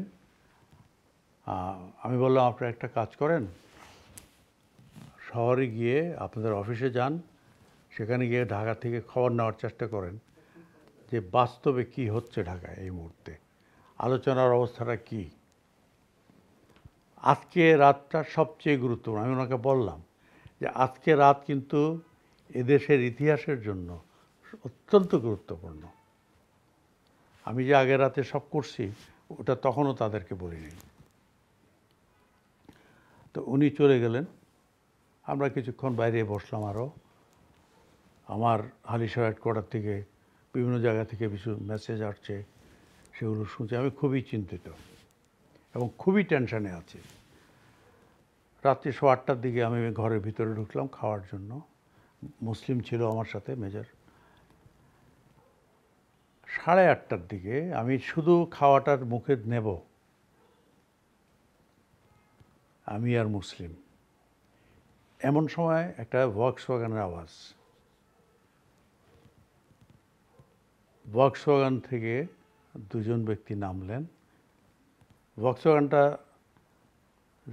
জাফর সাহেবের বা কাইসারের, আমি খেয়াল নেই এখন। আমি আওয়াজটা শুনে বুঝছি ওরা নেমে কাইসার সাহেব এবং জাফর দৌড়ে ঢুকলেন। আমার সাথে রেগুলার যোগাযোগটা ছিল কাইসারের। আমি বললাম যে মানে ওদের ভেতরে এত টেনশন, এমন একটা উত্তেজনা, চোখগুলো বড় হয়ে গেছে, নিঃশ্বাস নিচ্ছেন দ্রুত, কথা বলতে পারছেন না। মানে উত্তেজনা এমন পর্যায়ে কথা বলতে পারছেন না। তো আমি মাথাটা তুলে বললাম যে নিশ্চয়ই আলোচনা ব্যর্থ হয়েছে, এই তো। তখন জাফর বললেন যে হ্যাঁ, আলোচনা ব্যর্থ হয়েছে। আমরা 7:30টার দিকে ঢাকা থেকে খবর পেয়েছি যে আলোচনা ব্যর্থ। ওই মেসেজ পাওয়ার পরে আওয়ামী লীগের বিশিষ্ট কয়েকজন নেতৃবৃন্দ একসাথে বসেছেন। আমার সিদ্দিকী, জহুর আহমেদ সাহেব, এম এ হান্নান সাহেব, যিনি আওয়ামী লীগের সাধারণ সম্পাদক ছিলেন চট্টগ্রামে, আরও কিছু নেতা, তারা বসেছেন এবং আলোচনা করে তারা বলেছেন যে এখন আলোচনা যেহেতু ব্যর্থ, এবং এটাও জানা গেল ইয়াহিয়া খান গোপনে ঢাকা থেকে পাকিস্তান চলে গেছে, এবং ক্যান্টনমেন্টে, ঢাকা ক্যান্টনমেন্টে পশ্চিমা সৈন্যরা সন্ধ্যার খাবার, রাতের খাবারটা একটু তাড়াতাড়ি খেয়ে নিজ নিজ গাড়িতে উঠছে। গাড়িগুলোতে মেশিন গান ফিট করা হয়েছে, এলএমজি ফিট করা হয়েছে, ট্যাঙ্কগুলোকে রেডি করা, শহরের দিকে বেরোবার জন্য তারা প্রস্তুত। তখন আমি বললাম যে, আমি খাওয়ার টেবিল থেকে উঠে গেলাম, বললাম দেখেন গত রাত্রে আমি এই অ্যাকশন নিয়ে ফেলেছি, সীমান্ত আমার দখলে আছে, আপনি এক্ষুনি। আমি সেখান থেকে আবার হালিশহরে ফোন করলাম সুবেদার জয়নালকে। আমি বললাম যে কালকে রাত্রে যে বার্তাটাই আপনি স্থগিত করছিলেন, এখন সেই বার্তাটা পাঠিয়ে দেন। আর আপনি হালিশহর নিয়ন্ত্রণ নেওয়ার জন্য আমি যে পদ্ধতি বলে আসছি সেই পদ্ধতিতে কাজ শুরু করেন। আমি রওনা দিচ্ছি বাসা থেকে। পথে আমি পাহাড় ওয়্যারলেস সেন্টারে একটা প্লাটুন আছে, সেখানে একজন ক্যাপ্টেন আছে, ক্যাপ্টেন হায়াত, অবাঙালি। আমি তাকে বন্দি করব। পাহাড়তলি হাই স্কুলে একটা প্লাটুন আছে, ওই প্লাটুনটিকেও আমি সাথে করে পাঠিয়ে দেব। একটা প্লাটুন যাবে বাটালি হিল নিয়ন্ত্রণ নেওয়ার জন্য, আর একটা আমার রেলওয়ের হিলটা প্রোটেকশন দেবে, সেই জন্য তারা এই পাহাড়ে এসে অবস্থান নেবে। আমি চলে আসবো হালিশহরে, আপনি কাজ শুরু করেন। ওনাকে এটা বলার পরে আমি জাফরকে বললাম, আপনারা 16 শহর যেখানে 8 বেঙ্গল রেজিমেন্ট থাকতো, যাদের অবস্থান ছিল, 16 শহরে যান। সেখানে গিয়ে জিয়া রহমান সাহেব অথবা আরও 3 জন অফিসার, খালিকুজ্জামান, অলি, শামসুর মবিন, এদের যে কোনো একজনকে জানান যে আমি যুদ্ধ শুরু করেছি। ওরা জানে তাদের কি করতে হবে। আমি তখন হালি শহরে মেসেজ পাঠাবার পর ডক্টর জাফরকে বললাম যে আপনার 16 শহরে যান, সেখানে 8 বেঙ্গল রেজিমেন্ট আছে, সেখানে জিয়া রহমান সাহেব অথবা Khaliquzzaman, colonel captain Oli, lieutenant Shamsur Mobin যাকেই পান বলেন যে এরকম আপনাদেরকে মেসেজটা দিতে বলেছে, যারা ওই হিসাব যুদ্ধ শুরু করে দিয়েছেন। এখানে ঘটনাটা ঘটলো, জিয়া রহমান সাহেব এবং চৌধুরী সাহেব দুজনেই সিনিয়র মানুষ। আমি একসময় ভাবছিলাম মার্চের 10-11 তারিখের দিকে যে সিনিয়রদের সাথে আলাপ করলে হবে না, কোনো কারণে যদি সিনিয়রদেরকে বন্দি করে ফেলে, কারণ তারাই তো প্রথম টার্গেট হবে। এই জন্য আমি 8 বেঙ্গলের যে ইয়াং অফিসার, এই 3 জনের নাম বললাম, এদেরকে নিয়ে 17ই মার্চ চট্টগ্রাম বিশ্ববিদ্যালয়ের লাইব্রেরিয়ান আলম সাহেবের বাসায় একটা গোপন বৈঠক করি। এখানে আমাদেরকে নিয়ে যান ডক্টর জাফর এবং কায়সার। তো সেখানে আমার সাথে ছিল 17 উইং ইপিআর আমার অধীনস্থ কাপ্তাইতে ক্যাপ্টেন হারুন, সে ছিল ওই উইংয়ের সেকেন্ড ম্যান। হারুনকে কিন্তু মার্চের প্রথম সপ্তাহেই আমি কোড ওয়ার্ডগুলো বলে দিয়েছিলাম এবং প্ল্যানটা বলে দিয়েছিলাম, আর হারুনের কোথায় অবস্থান হবে সেটাও তাকে বলা হয়েছিল। কাজে হারুন প্রথম থেকেই আমার অপারেশন সম্পর্কে জানতো এবং মাঝে মাঝে চিটাং আসলে আমার সাথে দেখা করতো, আমরা দুজনে গোপন আলোচনা করতাম। তো আলম সাহেবের বাসায় গিয়ে আমি এই খালিকুজ্জামান, অলি এবং শামসুর মবিন 3 জনের সাথে আলোচনা করলাম। জাফর সাহেব এবং কায়সারও ছিলেন। আমি তাদেরকে পুরো পরিস্থিতি বুঝালাম। এটা হলো 17ই মার্চের ঘটনা এবং দেখলাম তারাও জিনিসটা বুঝতে পারে, তারাও এক ধরনের প্রস্তুতি রেখেছে। আমি বললাম যে যুদ্ধ শুরু করতে হলে যেই মুহূর্তে বুঝতে পারবে যে তারা আক্রমণ করবে, তখন জীবনের ঝুঁকি ওগুলো চিন্তা করে লাভ নাই, সাথে সাথে আক্রমণ করে তাদেরকে ধ্বংস করতে হবে। সেক্ষেত্রে তোমার আমাদের সবার বেঁচে থাকার সম্ভাবনা আছে, বিজয়ী হওয়ার সম্ভাবনা আছে। আর তারা যদি আপার হ্যান্ড নিয়ে নেয়, আগে আক্রমণ করে, তাহলে আমরা জিততে পারবো না। কাজেই আমি যখন জাফর সাহেবকে বললাম 16 শহরে গিয়ে বার্তাটা দেওয়ার জন্য, এই 3 জন বা জিয়া রহমান সাহেব যাকেই পাওয়া যায়, আমাদের এইসব আলোচনার মধ্যে কিন্তু শওকত সাহেবকে আমরা কখনো আনিনি, ওনাকে পাওয়া যায় নাই, উনি ব্যস্ত ছিলেন। যাই হোক, আমি সেখানে হালি শহরে মেসেজ পাঠালাম, 16 শহরে জাফর সাহেব কায়সারকে পাঠিয়ে দিলাম, দিয়ে আমি ঘর থেকে বেরিয়ে পড়লাম। রাত্রি তখন 25শে মার্চ 8:40। যেহেতু সুবেদার জয়নাল মেসেজ পেয়ে গেছে, উনি তার লাইনে কাজ শুরু করছে। কাজটা সহজ ছিল, যেখানে গোলা বারুদ রাখা আছে, অস্ত্র গোলা বারুদ, সেটা সেন্ট্রি সব বাঙালি সৈন্যদের ডেকে ডেকে তাদেরকে অস্ত্র দেওয়া শুরু হলো, অবাঙালিদেরকে কিছুই দেওয়া হলো না। তেমনি করে যানবাহন যেখানে ড্রাইভার বাঙালি, অবাঙালিদেরকে ডিউটি দিয়ে দেয়নি, কোনো অবাঙালি ডিউটিতে নাই, ওয়ারলেস স্টেশন পুরো আমার নিয়ন্ত্রণে। তো এইভাবে আমি বেরিয়ে পড়লাম রাত্রি 8:40, সারসান রোড থেকে বেরিয়ে বাদশা মিয়া রোড, ওখান থেকে ওয়ান নিজাম রোড, সেখান থেকে বেরিয়ে সরাসরি ওই কুলশিরা এখান দিয়ে ওয়্যারলেস কলোনিতে ঢুকেই রেল ক্রসিংটা পার হয়ে ওয়্যারলেস অফিসটাতে ঢুকলাম। সেখানে ক্যাপ্টেন হায়াত ঘুমাচ্ছিল। যাই হোক, অনেক কথাবার্তা বলে ফোনে তার ওখানে ঢুকলাম, ঢুকে তাকে বললাম যে তুমি জানো না শহরে কী হচ্ছে? তো বললো না স্যার, কিছুই তো জানো। সে ঘুমাচ্ছিল অ্যাকচুয়ালি, রাত্রি তখন 9:30, একটু আগে ঘুমিয়ে পড়ছে। আমার সাথে ছিল ড্রাইভার কালাম। সে আর দেরি না করে আমার পিছনেই ছিল কালাম, স্ট্যান্ড গান দিয়ে হায়াতের মাথায় একটা এমন বাড়ি দিল, সে অজ্ঞান হয়ে পড়ে গেল। আমরা তাকে ওই অজ্ঞান অবস্থায় মারি নাই, হাতগুলো বেঁধে তার টেলিফোনের লাইনটা কেটে দিয়ে আমরা চলে আসলাম। বাঙালি সৈন্যদেরকে পাঠিয়ে দিলাম রেলের পাহাড়ে, ওখানে ডিফেন্স নেওয়ার জন্য। সেখান থেকে আসলাম পাহাড়তলি। যুদ্ধ কিন্তু আমরা শুরু করে দিয়েছি শহরে। পাহাড়তলি, সেই প্লাটুনটাকে পাঠিয়ে দিলাম বাটালি হিলে, চলে আসলাম হালিশহর। এখানে পৌঁছলাম প্রায় 9:30 পৌনে 10টা। এরপর এখানে যত অবাঙালি সিনিয়র জেসিও আছে, অফিসাররা ছিল না, সবগুলোকে কৌশলে একে একে বন্দি করলাম এবং সৈন্যগুলোকেও আস্তে আস্তে বন্দি করলাম। কারণ অস্ত্র গোলাবারুদ সব আমাদের হাতে, শুধু বাঙালিদের হাতে অস্ত্র, অবাঙালিরা নিরস্ত্র, কিছুই নেই তাদের কাছে। আর আমরা কৌশলে একজন একজন করে ডেকে ডেকে হাত বেঁধে পিছনে একটা রুমে পালিয়ে দিতাম।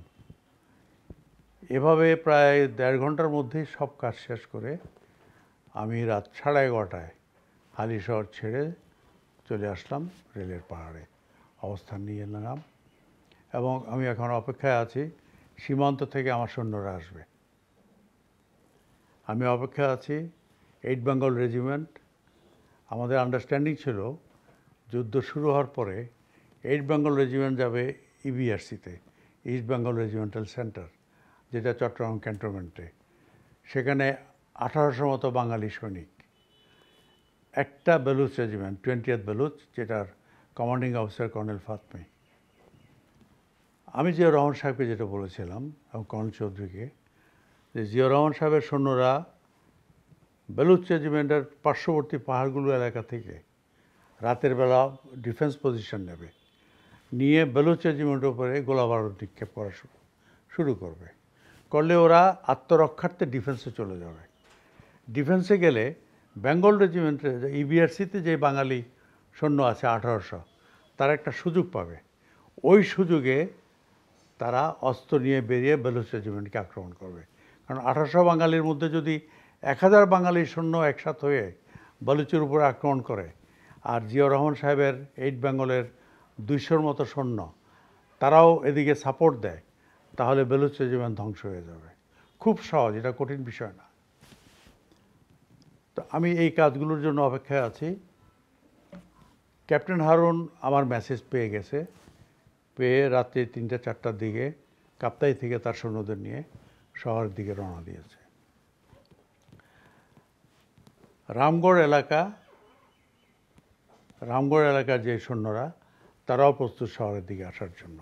আমি রেলের পাহাড়ে অবস্থান নিয়ে ফেলছি। রাত্রি 12টার পরে এক ভদ্রলোক আমার রেলের পাহাড়ে আসলেন। ভদ্রলোকের নাম মিস্টার খন্দকার, পরে জেনেছি। উনি কোনো একটা ব্রডকাস্টিং কোম্পানিতে চাকরি করতেন বিদেশে। দেশে আসার পরে চট্টগ্রামে বোধহয় কোনো কাজে গিয়েছিলেন, এর মধ্যেই যুদ্ধ শুরু করে ফেলেছি আমরা। তো ভদ্রলোক অনেক খবর রাখতেন, আওয়ামী লীগের নেতাদের সাথে যোগাযোগ ছিল। উনি রেলের পাহাড়ে জাফর সাহেব সহ আসলেন, এসে আমাকে, এর মধ্যে কিন্তু শহরে মাইকে প্রচার হচ্ছে যে বঙ্গবন্ধু স্বাধীনতার ঘোষণা দিয়েছেন, এটা মাইকে প্রচার হচ্ছে, রিক্সাতে মাইক লাগিয়ে প্রচার হচ্ছে। তো উনি আমাকে বললেন যে আপনারা তো যুদ্ধ শুরু করেছেন, মাইকিং হচ্ছে, আপনারা একটা কাজ করেন, কালুরঘাটে একটা রেডিও ট্রান্সমিটার স্টেশন আছে। এটা কিন্তু রেডিও স্টেশন না, ট্রান্সমিশন স্টেশন। রেডিও স্টেশনটা হলো আগ্রাবাদে। এখান থেকে সমস্ত রেকর্ডিং করা হয়, সব কিছু করে ওখানে গিয়ে ট্রান্সমিট করা হয়। তো বললো আপনি ওখানে একটু আসেন, ওখানে একটা বক্তব্য দেন যে আপনারা যুদ্ধ শুরু করেছেন। আমি বললাম যে একটা কাজ করেন, আমি তো এখন একমাত্র বাঙালি অফিসার যে নাকি ইপিআরকে নিয়ন্ত্রণ করছি চট্টগ্রাম সেক্টরে। আমি যদি এখান থেকে চলে যাই, সৈন্যরা আমাকে খুঁজে পাবে না। আমরা রেলে অবস্থান নেওয়ার পর সিভিলিয়ান টেলিফোন লাইন থেকে, এক্সচেঞ্জ থেকে আমার এখানে 2টা টেলিফোন লাইন দেওয়া হলো। রেলের পাহাড়ে যেসব বাঙালি অফিসার ফ্যামিলি নিয়ে থাকতেন, তাদের ফ্যামিলিরা, ছেলেমেয়েরা, তারা এসে আমাদের যানবাহন থেকে অস্ত্রের গোলাবারুদের বাক্স নামাচ্ছে, আমাদের ট্রেন্স তৈরি করাতে সহায়তা করছে, মহিলারা ঘরে ঘরে রান্না করছে আমাদের সৈন্যদের জন্য। মানে একটা অভাবনীয় দৃশ্য, আমরা অভিভূত হয়ে গেলাম। সবাই আন্তরিকভাবে আমাদের জন্য কাজ করছে। তো যাই হোক, রাত্রে আমাদের এভাবে গেল। খন্দকার সাহেব আমাকে বললেন আপনি আসেন। আমি যদি এই অবস্থান থেকে চলে যাই, এই ফোনে হালিশহর বা আমার অন্য সৈন্যরা যদি আমাকে না পায়, তারা ভাববে স্যার হয়তো শহর ছেড়ে অন্য কোথাও চলে গেছেন, তখন তারা শহরে আসার সাহস পাবে না। আর শহরে যারা যুদ্ধ করছে তারাও যখন মেসেজ পাবে যে আমি শহর ছেড়ে গেছি বাইরে, ওরা অত অ্যানালাইজ করার সময় পাবে না, তারা শহরে থাকতে চাইবে না, পালিয়ে যাওয়ার চেষ্টা করবে, সরে যাবে। আমি বললাম আপনারা তার চেয়ে একটা কাজ করেন, একটা টেপ রেকর্ডার নিয়ে আসেন, আমি সেখানে বক্তব্যটা দেবো, সেটা আপনার গিয়ে ট্রান্সমিটার স্টেশন থেকে প্রচার করবেন। তো ওনারা ওখান থেকে চলে গেলেন। এটা হলো 25 মার্চ মধ্যরাত, 26 মার্চ শুরু হয়ে গেছে। 26 মার্চ সকাল 4টার দিকে আমার কাছে, এর মধ্যেই আমি যখন পজিশন নিলাম 25শে মার্চ রাত 11:45-এর দিকে টাইগার পাস দিয়ে একটা গাড়ি পোর্ট এলাকার দিকে যাচ্ছে। এখন রেলের পাহাড়ের ওই সাইডটা, টাইগার পাসের সাইডে আমার সুবেদার আইজউদ্দিন, তার কাছে রকেট লঞ্চার ছিল। তো সে দৌড়ে আসছে যে স্যার একটা গাড়ি যাচ্ছে, আওয়াজ শুনলাম, এটাকে উড়িয়ে দেই। আমি হঠাৎ বললাম যে না, এটা আমরা তো পাহাড়ের উঁচুতে, আর এটা নিচে, বোঝা যাচ্ছে না ভিতরে কারা। পাকিস্তান নেভির গাড়ি বোঝা যাচ্ছে, কিন্তু ভিতরে কে কিছুই বোঝা যাচ্ছে না। এমন হতে পারে যে এই গাড়িটা রেকগনাইজেন্স করছে যে রাস্তাটা পরিষ্কার আছে কি না। তারা যদি দেখে রাস্তা পরিষ্কার, তাহলে হয়তো পোর্ট এলাকা থেকে অস্ত্র গোলা বারুদ নিয়ে মূল বহরটা ক্যান্টনমেন্টের দিকে যাবে। তারা যখন টাইগার পাসে ঢুকবে তখন বাটালি হিল এবং রেলওয়ে হিল থেকে আমরা আক্রমণ চালাবো। আমরা উপরে পজিশন, তারা সেই আক্রমণ প্রতিহত করতে পারবে না, ওরা সবাই মারা যাবে। তখন আমাদের হাতে বিপুল অস্ত্র গোলা বারুদ আমাদের কাছে চলে আসবে। কাজে আমি বললাম একটু অপেক্ষা করো। তখন কিন্তু এখন যে রেলের ব্রিজটা আছে, এই ব্রিজটা তখনও নির্মিত হয় নাই, একটু কিছুটা নির্মাণের পরে কাজ বন্ধ ছিল, একটু ঘুরে যেতে হতো। দেখলাম গাড়িটা ঘুরে আগ্রাবাদ এলাকায় একটা পেট্রোল পাম্প ছিল, ওইখানে এই এন্ট্রি পয়েন্টে একটা পেট্রোল পাম্প ছিল, ওখানে আমাদের লোকেরা একটা ব্যারিকেড করে রেখেছিল, রাজনৈতিক নেতৃবৃন্দরা, এবং সেই ব্যারিকেডের মধ্যে কাঠের গুঁড়ি, পিচের ড্রাম দিয়ে সেখানে আগুন লাগানো ছিল, আগুন জ্বলছিল। প্রথম গাড়িটা ওখানে গিয়ে থামলো ব্যারিকেড পরিষ্কার করার জন্য, কারণ হলে তারা এগোতে পারছে না। এই ব্যারিকেড পরিষ্কার করতে তাদের সময় লাগছিল। 5 মিনিট পরে একই রাস্তা দিয়ে একটা জিপ দ্রুত গতিতে ছুটে আসলো, এবং পাহাড়ের উপরে আমার পজিশন থেকে আমি শব্দ শুনে বুঝতে পারছিলাম প্রথম গাড়িটা গিয়ে যেখানে থামছে, সেকেন্ড জিপটা গিয়ে সেখানেই থামলো। তারপর আরও 5-6 মিনিট পার হয়ে গেল, দুটো গাড়ি আবার শুনলাম ওই পথ ঘুরে আবার টাইগার পাস দিয়ে ক্যান্টনমেন্টের দিকে, চিটাগাং ক্যান্টনমেন্টের দিকে ফিরে যাচ্ছে। তখন আমি বললাম যে এখন তোমরা তৈরি থাকো, মূল বাহিনী হয়তো কিছুক্ষণ পরে আসবে, তারা হয়তো দেখেছে রাস্তা পরিষ্কার আছে। কিন্তু অনেকক্ষণ সময় পার হলো, তারা আসছে না। এর মধ্যে খন্দকার সাহেব আসলেন, রেডিও স্টেশনে যাওয়ার বার্তা দিলেন। আমি বললাম টেপ নিয়ে আসেন। সকাল 4টা, 26শে মার্চ, খুব সকাল 4টার দিকে চিটাগাং টেলিফোন এক্সচেঞ্জের একজন বাঙালি অপারেটর আমাকে ফোনে কথা বললো যে স্যার, আমাকে কুমিল্লা টেলিফোন এক্সচেঞ্জে আমার বন্ধু অমুক একটা নাম বলছিল, উনি ফোনে জানিয়েছে মেজর বাহার কুমিল্লা ক্যান্টনমেন্টে সিগন্যালস অফিসার। ওনার সাথে আমার পরিচয় ছিল, ঘনিষ্ঠতা ছিল। মার্চের আগেও উনি চট্টগ্রাম বেড়াতে এসেছিলেন, আমার সাথে দেখা করেছেন, আলাপ হয়েছে অনেক। উনি একটা মেসেজ দিতে বলছে আপনাকে। সেই মেসেজটা হলো, সকালবেলা brigadier Iqbal Shafi, Comilla brigade commander, প্রায় 100টা যানবাহন নিয়ে একটা ফ্রন্টিয়ার ফোর্স রেজিমেন্ট, একটা মোটর ব্যাটারি, কিছু ইঞ্জিনিয়ার্স এলিমেন্ট, কমান্ডোর কিছু সৈন্য, এদের নিয়ে প্রায় 100টা যানবাহন নিয়ে কুমিল্লার থেকে চট্টগ্রামের দিকে রওনা দিয়েছে।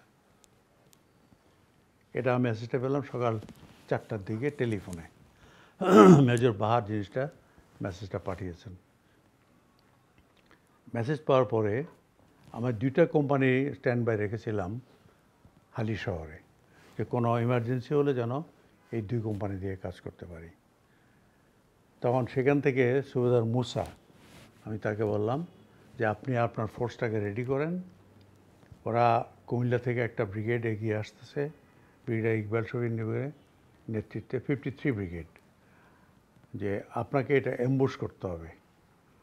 তো আপনি তৈরি হন, অ্যাম্বুশটা করবেন কুমিরা এলাকায়, পাহাড়ে অবস্থান নেবেন, রাস্তাটাকে কভার করবেন, পাকিস্তানিরা পাহাড়ের দিকে উঠতে পারবে না, কারণ আপনার পজিশন এখানে, সমুদ্রের দিকে গিয়ে তারা পার হতে পারবে না। ওইদিকে এমনভাবে অবস্থান নেবেন যেন সমুদ্রের দিকে ওই জায়গাটা ফাঁকা অনেকখানি, ওখানে গেলেই মেশিন গানের গুলিতে সব মারা যাবে। কাজেই অ্যাম্বুশের জায়গাটা আমি বলে দিলাম। উনি একটা কোম্পানি গিয়ে প্রস্তুত হয়ে সেখানে গিয়ে পৌঁছেন প্রায় 12টার দিকে, 12টার থেকে 4টা-5টা পর্যন্ত সেখানে অবস্থা অ্যাম্বুশে ছিলেন। এবং বিকেল 6টার দিকে ব্রিগেডিয়ার ইকবাল শফির বাহিনী 5:30 থেকে 6টা এরকম সময় শুভপুর ব্রিজ, মানে কুমিল্লা থেকে পর্যন্ত অনেক ব্যারিকেড ছিল, সব পরিষ্কার করে এসে শুভপুরও অনেকখানি ব্যারিকেড ছিল, সেগুলো পরিষ্কার করে ওখানে ছোট্ট একটা মোটর ব্যাটারির এলিমেন্টকে রেখে উনি চট্টগ্রাম শহরের দিকে আসছিলেন। ফাতমি যে আগে গিয়ে ওনার সাথে আলাপ করেছে, সেটা ছিল ইকবাল শফি সাহেব কীভাবে আসবেন, এসে শহরে কোন দিকে কি যাবেন, আমার ধারণা, কারণ আমার তো আর পরে কথা হয়নি, সেই প্ল্যানটা ওরা সর্ট আউট করেছে যে উনি এসে শহরে ঢুকবেন, ফাতমি তার বেলুচ রেজিমেন্ট নিয়ে শহরের দিকে আসবেন, আর যদি ইবিআরসিতে কোনো সমস্যা হয় তাহলে ইকবাল শফির যে ফোর্স, এই ফোর্সটা তাদের সহায়তা করতে পারবে, আর বাকি একটা ফোর্স ডান দিকে পোর্টের দিকে চলে যাবে, একটা বামে ক্যান্টনমেন্টে চলে যাবে। ও দুটা নিয়ন্ত্রণ নিয়ে তারা আমাদের ইপিআরকে আক্রমণ করবে, 8 বেঙ্গলকে আক্রমণ করবে, এটা ছিল তাদের প্ল্যান। কিন্তু ইকবাল শফি বা পাকিস্তানিরা জানতো না যে তাদের আগেই আমি সীমান্ত দখল করে ফেলেছি, এবং 25শে মার্চ রাত 8:40-এর পর থেকে শহর আমাদের নিয়ন্ত্রণে। রাত্রি 11:30টার মধ্যে থেকে কিন্তু পুরো চট্টগ্রাম শহর আমাদের নিয়ন্ত্রণে। আগ্রাবাদ রোডের প্রত্যেকটা স্ট্র্যাটেজিক ট্যাকটিক্যালি ইম্পর্টেন্ট বিল্ডিং, সেখানে মেশিন গান, এলএমজি, মর্টার সব লাগানো আছে, আমার সৈন্যরা সেখানে বসা।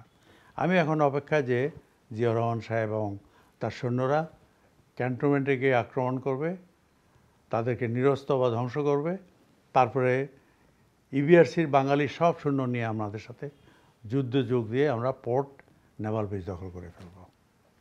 পরে জানতে পারলাম প্রথম যে গাড়িটা টাইগার পাস দিয়ে পার হচ্ছিল, ওই গাড়িতে জিয়াউর রহমান সাহেব যাচ্ছিলেন। ওনার কমান্ডিং অফিসার জাঞ্জুয়া নির্দেশ দিয়েছেন সোয়াত থেকে যে অস্ত্র খালাস হয়েছে সেগুলো নিয়ে ক্যান্টনমেন্টে আসার জন্য। উনি যাচ্ছিলেন। আমার মেসেজ যখন নিয়ে পৌঁছলো ওনার 16 শহরে, এটা গিয়েছিলেন জাফর সাহেব, কাদের সাহেব নামে একজন ম্যানেজার স্ট্যান্ডার্ড ব্যাংকের, তাকে পাঠিয়েছিলেন। ততক্ষণে কিন্তু উনি যখন ওখানে পৌঁছলেন, উনি গিয়ে জিয়াউর রহমান সাহেবকে পালেন না। জিয়াউর রহমান সাহেব তখন বেরিয়ে আসছেন। তখন ডিউটি অফিসারকে বলল, বাঙালি ডিউটি অফিসার তখন খালিকুজ্জামানকে একটা জিপ দিয়ে দ্রুত পাঠালো জিয়াউর রহমান সাহেবকে ফিরিয়ে আনার জন্য। তখন জিয়াউর রহমান সাহেব ফিরে আসলেন। আচ্ছা, এখন আমাদের আন্ডারস্ট্যান্ডিং ছিল উনি ফিরে এসে নিজের যে সৈন্যরা আছে বাঙালি 8 বেঙ্গলের, এদেরকে নিয়ে চট্টগ্রাম ক্যান্টনমেন্টের দিকে যাবেন, সেখানে বালুচ রেজিমেন্টের পাশের পাহাড়ে থেকে বালুচের উপরে আক্রমণ পরিচালনা করবেন। তিনি সেটা কোনো কারণে না করে ওনারা সবাই চট্টগ্রাম শহর ছেড়ে কালুরঘাট ব্রিজ পার হয়ে কক্সবাজারের পথে চলে গেলেন। এখন আমার জন্য যে সমস্যাটা হলো, রাত্রি 11:15টার দিকে ক্যান্টনমেন্টে বালুচ রেজিমেন্ট, তারা তো আগে থেকেই প্রস্তুত, আগের দিন 2 দিন আগে ইকবাল শফির সাথে ফাতমি আলাপ করে এসছে, তারা হঠাৎ করে কর্নেল চৌধুরীকে অ্যাটাক করে মেরে ফেলল। এটা হলো আমাদের জন্য একটা বিরাট সেটব্যাক, কারণ পরিকল্পনার সাথে তিনি যুক্ত ছিলেন। সেকেন্ড যে পার্টটা, জিয়াউর রহমান সাহেব ওখানে পাহাড়ে যাওয়ার কথা, উনি কোনো কারণে হোক সেটা আমি জানি না, উনি ওইদিকে না গিয়ে উনি চলে গেলেন শহর ছেড়ে কক্সবাজারের দিকে কালুরঘাট ব্রিজ পার হয়ে। ক্যাপ্টেন হারুন কাপ্তাই থেকে রওনা দিয়ে এসে একটা জায়গায় কাপ্তাই রোড, কক্সবাজার রোড চট্টগ্রাম একসাথে মিট করে। ও শহরের দিকে ঢোকার সময় দেখে যে সৈন্যরা শহর থেকে বেরিয়ে যাচ্ছে, বেঙ্গল রেজিমেন্টের কিছু সৈন্য। তো হারুন তাদের থামিয়ে জিজ্ঞেস করলো, তোমরা যাচ্ছ কোথায়? আমরা শহরে তো যুদ্ধ হচ্ছে, রফিক সাহেব আমাদের মেসেজ দিছে শহরে যাওয়ার জন্য। তো ওই সৈন্যরা তো আর কিছু জানে না, জানতেন শুধু জিয়া রহমান সাহেব, ওলি, শামসুর মবিন, খালিকুজ্জামান। ওদেরকে ও পায় নেই ওখানে। সৈন্যরা বলল, স্যার আমাদেরকে বলছে শহরে কেউ নাই, শহর ফল করছে, পাকিস্তানিরা শহর দখল করছে। এটা কিন্তু তথ্যটা ভুল ছিল, সঠিক না। কারণ তারা আমরা যে শহর দখল করছি এই মেসেজ জানে, তারপরও সৈন্যদেরকে এটা বলে নাই। বললে হয়তো সৈন্যরাও থেকে যেত, শহরের দিকে যেত। এখন জিয়াউর রহমান সাহেব যেহেতু বেরিয়ে গেলেন, হারুন শহরে না ঢুকে তখন ভাবলো যে হয়তো সব সত্যিই বলছে। সেও জিয়াউর রহমানের সাথে ওই গ্রুপের সাথে চলে গেল কক্সবাজার রোডে। পুরোপুরি কক্সবাজার যায় নাই, পটিয়ার দিকে চলে গেল। আবার কক্সবাজার এলাকা টেকনাফ, ওই অঞ্চলের আমার যে সৈন্যরা ইপিআরের সৈন্য, আমার যারা আমার মেসেজ পেয়ে শহরের দিকে আসছে, ওরা যখন পটিয়ার কাছাকাছি আসে, ওরা এসে দেখছে যে শহর থেকে তো সৈন্য সব চলে যাচ্ছে। ওদেরকে জিজ্ঞেস করলো কী ব্যাপার, বললো শহরে কেউ নাই, শহর ফল করে গেছে। সম্পূর্ণ ভুল তথ্য দিল। তারপরে বোধহয় অফিসার যারা ছিলেন তারাও বললো না, শহরে কেউ নাই। তখন যেহেতু আমাদের ওয়্যারলেস সেট ওদের সাথে ছিল না, মুভিং অবস্থা ওয়্যারলেস সেটটা কাজ করছিল না, তখন তারা জিয়াউর রহমানের সৈন্যদের সাথে ওদিকে রয়ে গেলো, কালুরঘাট ব্রিজের ওই পাড়ে, শহরের দিকে আসলো না। এদিকে ক্যান্টনমেন্ট যেহেতু দখল হয়ে গেল, রাঙামাটির যে সৈন্যরা শহরে আসার, ওদেরকে আসতে হয় ইউনিভার্সিটি এলাকার পাশ দিয়ে, ক্যান্টনমেন্টের পাশ দিয়ে শহরে আসতে হয়। ওই রাস্তা তখন পাকিস্তানিদের হাতে চলে গেছে, কাজে এই রাস্তা দিয়েও রাঙামাটি সৈন্যরা আসতে পারছে না। কাপ্তাই সৈন্যরা চলে গেল কালুরঘাট ব্রিজ পার হয়ে, কক্সবাজারের সৈন্যরা ওখানে আটকে গেল। তাদের তিন দিকের সৈন্য আমার সব ওখানে আটকে গেল। এখন রামগড়ের সৈন্যরা, ওরা তো আসবে চিটাং ঢাকা হাইওয়ে দিয়ে, এই রাস্তা দিয়ে ইকবাল শফির সৈন্যরা আসছে। ওরা এই জন্য করারহাট পর্যন্ত এসে আর এই মেন রোডে উঠতে পারছে না, কারণ ইকবাল শফির বাহিনী তো অনেক শক্তিশালী এবং বড়। তারা কিছু একটা এলিমেন্ট পাঠিয়েছিল, কিন্তু তারা এই রাস্তা দিয়ে আসতে পারছে না। তো এইভাবে 25শে মার্চ শেষ রাত, 26 মার্চ সকালটা চলে গেল। রেডিও স্টেশনের ব্যাপারটা হলো, আমার কাছে যখন ওরা আসছিলেন রাত্রিবেলা, আমি এর মধ্যে আওয়ামী লীগের নেতৃবৃন্দকে বললাম যে আপনাদের কেউ একজনকে বলেন রেডিও স্টেশনে গিয়ে বলা, এই যে আপনারা রিকশায় করে মাইকিং করছেন যে স্বাধীনতার ঘোষণা হয়েছে, এটা রেডিও স্টেশনে গিয়ে কেউ প্রচার করুন।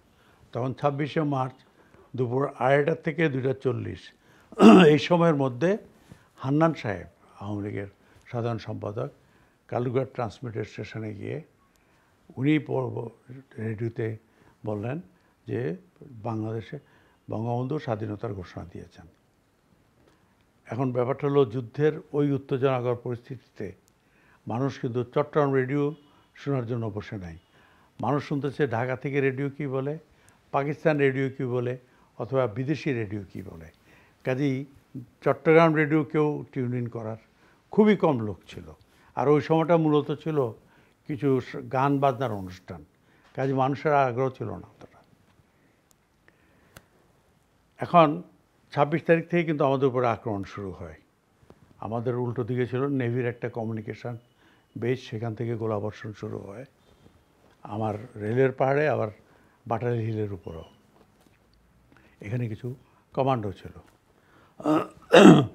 এবং ক্যান্টনমেন্ট দখল করে পুরোপুরি বেলুচ রেজিমেন্ট 25শে মার্চ রাত্রি 12টার দিকে বাঙালি যে সৈন্যরা ছিল ঘুমন্ত অবস্থায়, তাও তো কিছুই জানতো না, তাদের উপরে আক্রমণ করে এবং প্রায় 1200-র মতো বাঙালি সৈন্যকে সেই রাত্রে তারা নির্বিচারে ঘুমন্ত অবস্থায় গুলি করে হত্যা করে। তাদের ছেলে, মেয়ে, স্ত্রী, পুত্র সবাইকে হত্যা করে। একটা বীভৎস গণহত্যা চট্টগ্রাম ক্যান্টনমেন্টে সেদিন হয়েছিল।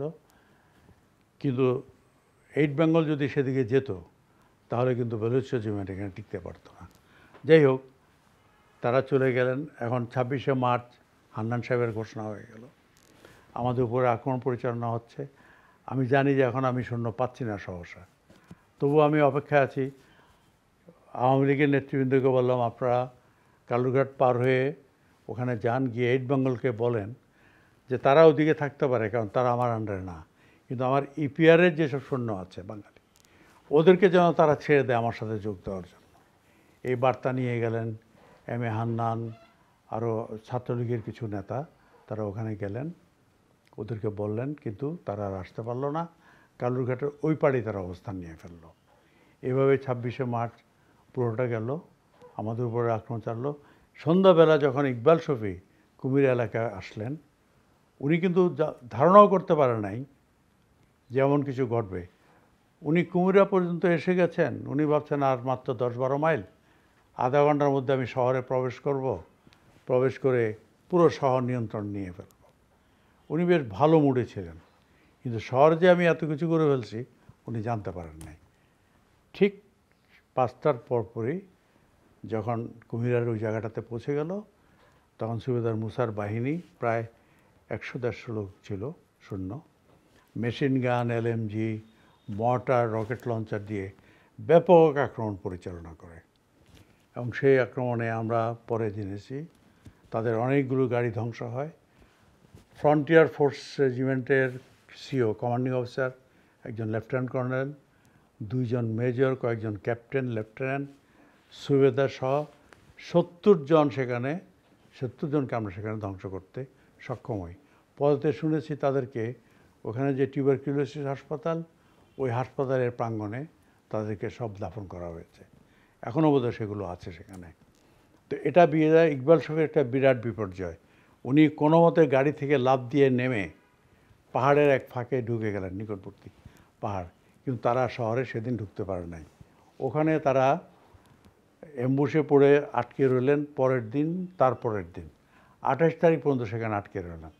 আর আমার সৈন্যদের মধ্যেও কিছু হতাহত হয়েছিল। এই সৈন্যরা সেখান থেকে অ্যাম্বুশ করার পরে, সাধারণত আমরা অ্যাম্বুশে দীর্ঘক্ষণ বসে থাকি না, ওরা ওইখানে সফল অ্যাম্বুশ করার পর পিছনে চলে আসে, আরও এসে হজি ক্যাম্প, যেটা হজ ক্যাম্পটা যেখানে, এরকম এলাকায় এসে সেকেন্ড অ্যাম্বুশের জন্য বসে থাকে। এভাবে 26 তারিখ চলে গেল। 27 তারিখ আমাদের উপরে অনেক আক্রমণ পরিচালনা হচ্ছে। ডেস্ট্রয়ার জাহাঙ্গীর থেকে আমাদের উপরে শেলিং হলো, মেশিন গানের গোলা বর্ষণ হচ্ছে, মানে চারিদিক থেকেই আমাদের উপরে আক্রমণ শুরু হলো। আর ক্যান্টনমেন্ট থেকে পাকিস্তানি সৈন্যরা ট্যাঙ্ক নিয়ে বেরিয়ে আসা শুরু করে। ট্যাঙ্কের আওয়াজ শুনে মানুষ আমাদেরকে ফোন করতে শুরু করলো, কিন্তু আমাদের কিছু করার ছিল না। আমি তো অপেক্ষায় আছি আমার মূল বাহিনীগুলো আসার, কিন্তু তারা তো সব দিকে আটকে গেছে, আসতে পারছে না। তখন আমাকে আবার খন্দকার যোগাযোগ করলো, জাফর সাহেব যোগাযোগ করলো। ওরা কিন্তু আর রেলের পাহাড়ে আসতে পারছে না, কারণ তখন শেলিং হচ্ছে, আক্রমণ হচ্ছে। কয়েকটা আক্রমণ আমরা প্রতিহত করেছি। আমার কয়েকজন সৈন্য গুরুতর আহত হয়েছে, পাশে রেলওয়ের পাহাড়ে হাসপাতালে পাঠালাম। সেখানে সব ডাক্তার ছিল না, কয়েকজন ছিল, যতটুকু পেরেছে ফার্স্ট এড দিয়েছে। মানে আমাদের ওই অবস্থান টিকায় রাখা খুব কঠিন। তখন আমি ওদেরকে বললাম, আপনারা একটা কাজ করেন, আওয়ামী লীগের নেতৃবৃন্দকে, আমি যেহেতু এখান থেকে যেতে পারছি না, কালুরঘাটের ওপারে যে কোনো বাঙালি অফিসার যাকেই পান, সিনিয়র যে আছে, যাকেই পাওয়া যায়, সে কালুরঘাট ব্যাটার কেন্দ্রে এসে শুধু একটা ঘোষণা দেবে যে স্বাধীনতার ঘোষণা হয়ে গেছে, এবং বাঙালি সেনাবাহিনীতে যারা আছে, ইপিআরে যারা আছে, পুলিশ বাহিনীতে যারা আছে, অন্য যারা আছে অস্ত্রধারী সৈনিক, অফিসার, সবাই জনগণের সাথে একাত্ম হয়ে মুক্তিযুদ্ধ শুরু করে দিয়েছে, স্বাধীনতার যুদ্ধ শুরু করে দিয়েছে। সেনাবাহিনী যুদ্ধ শুরু করছে, এই জিনিসটাই বলার কথা ছিল। তো তারা সেখানে গিয়ে পটিয়া, ওখানে একটা স্কুল আছে, স্কুলটার নাম হলো Pahartali school, Gomdandi railway station পার হয়ে, ওখানে গিয়ে পেল এই ইস্ট বেঙ্গল রেজিমেন্টের এদেরকে। তো জিয়া রহমান সাহেবকে বলল, তখন তিনি রাজি হলেন, একটা গ্রুপকে পাঠালেন জায়গাটা দেখার জন্য। ওই গ্রুপ এসে জায়গাটা দেখলো, কালুরঘাট স্টেশন দেখলো, এটা মুক্ত, তো অনেক, সেখানে পাকিস্তানি সৈন্য নাই, পুরোটাই আমাদের নিয়ন্ত্রণে শহরে। পাকিস্তানি সৈন্য তখন ওদিকে যাচ্ছে না, তাদের মূল লক্ষ্য হলো শহরটাকে নিয়ন্ত্রণে আনা। তখন জিয়াউর রহমান সন্ধ্যার দিকে 27শে মার্চ ওই রেডিও স্টেশনে আসলেন। এসে সেখানে তিনি একটা বক্তৃতা দিলেন, দিয়ে নিজেকে head of the state declare করলেন। আমি কিন্তু রেলের পাহাড়ে এসবের কিছুই জানি না। মার্চের 27 তারিখে যখন জিয়াউর রহমান সাহেবকে কালুরঘাট স্টেশনে আসতে অনুরোধ করা হলো, উনি আসলেন এবং সেখান থেকে একটা ঘোষণাবাণী পাঠ করলেন, একটা ঘোষণা দিলেন। আসলে কথা ছিল যে কোনো একজন মিলিটারি অফিসার সেখানে আসবেন এবং জাতিকে জানাবেন যে সেনাবাহিনী, নৌ বিমান, ইপিআর, পুলিশ বাহিনী, যেখানে বাঙালি অফিসার আছে, সৈনিক আছে, যে অবস্থান আছে, সবাই বাংলাদেশের স্বাধীনতার জন্য যুদ্ধ শুরু করছে জনগণের সাথে মিলে। এই বার্তাটা মূল দেওয়ার কথা। উনি সেখানে ভুলক্রমে বা কী কারণে আমি জানি না, উনি বললেন, নিজেকে হেড অফ স্টেট ডিক্লেয়ার করলেন। এটা হলো 27 তারিখ সন্ধ্যায়, 27শে মার্চ। এখন আমাদের উপরে আমার রেলওয়ে পাহাড় বাটালি হিলে প্রচণ্ড আক্রমণ চলছে। ডেস্ট্রয়ার জাহাঙ্গীর থেকে দিনের বেলা হেলিকপ্টারে করে তারা গুলিবর্ষণ করেছে আমাদের উপরে, রাতের বেলাও স্ট্র্যাফিং হচ্ছে এবং ট্রেসার বুলেট, চিটাং শহরের মানুষ তখন মনে আছে, অনেক বুলেট মেশিন গানের, এগুলোর 5টা 10টার পরই ট্রেসার বুলেট ছিল, দেখা যাচ্ছে যে বুলেটগুলো ফ্লাই করছে। তো আমার পজিশনে আমার 1-2 সৈন্য শহীদ হলেন, আবার কয়েকজন আহত হলেন। পাকিস্তানিরা আক্রমণ করছে, আমরা পাল্টা আক্রমণ চালাচ্ছি। এমন সময় আমাকে ফোন করলেন একে খান সাহেব, আমার সিদ্দিকী সাহেবের শ্বশুর। উনি পাকিস্তান আমলে ইন্ডাস্ট্রিজ মিনিস্টার ছিলেন। উনি রেডিওর ঘোষণাটা শুনছেন জিয়ার। উনি শুনে আমাকে টেলিফোন করলেন, কারণ ওনাদের সাথে আমার যোগাযোগ ছিল। আওয়ামী লীগের সাথে মিলিটারিদের যোগাযোগের মধ্যে একমাত্র আমি ছিলাম চিটাগাংয়ে। উনি আমাকে বললেন, who is this major Zia? খুব উত্তেজিত।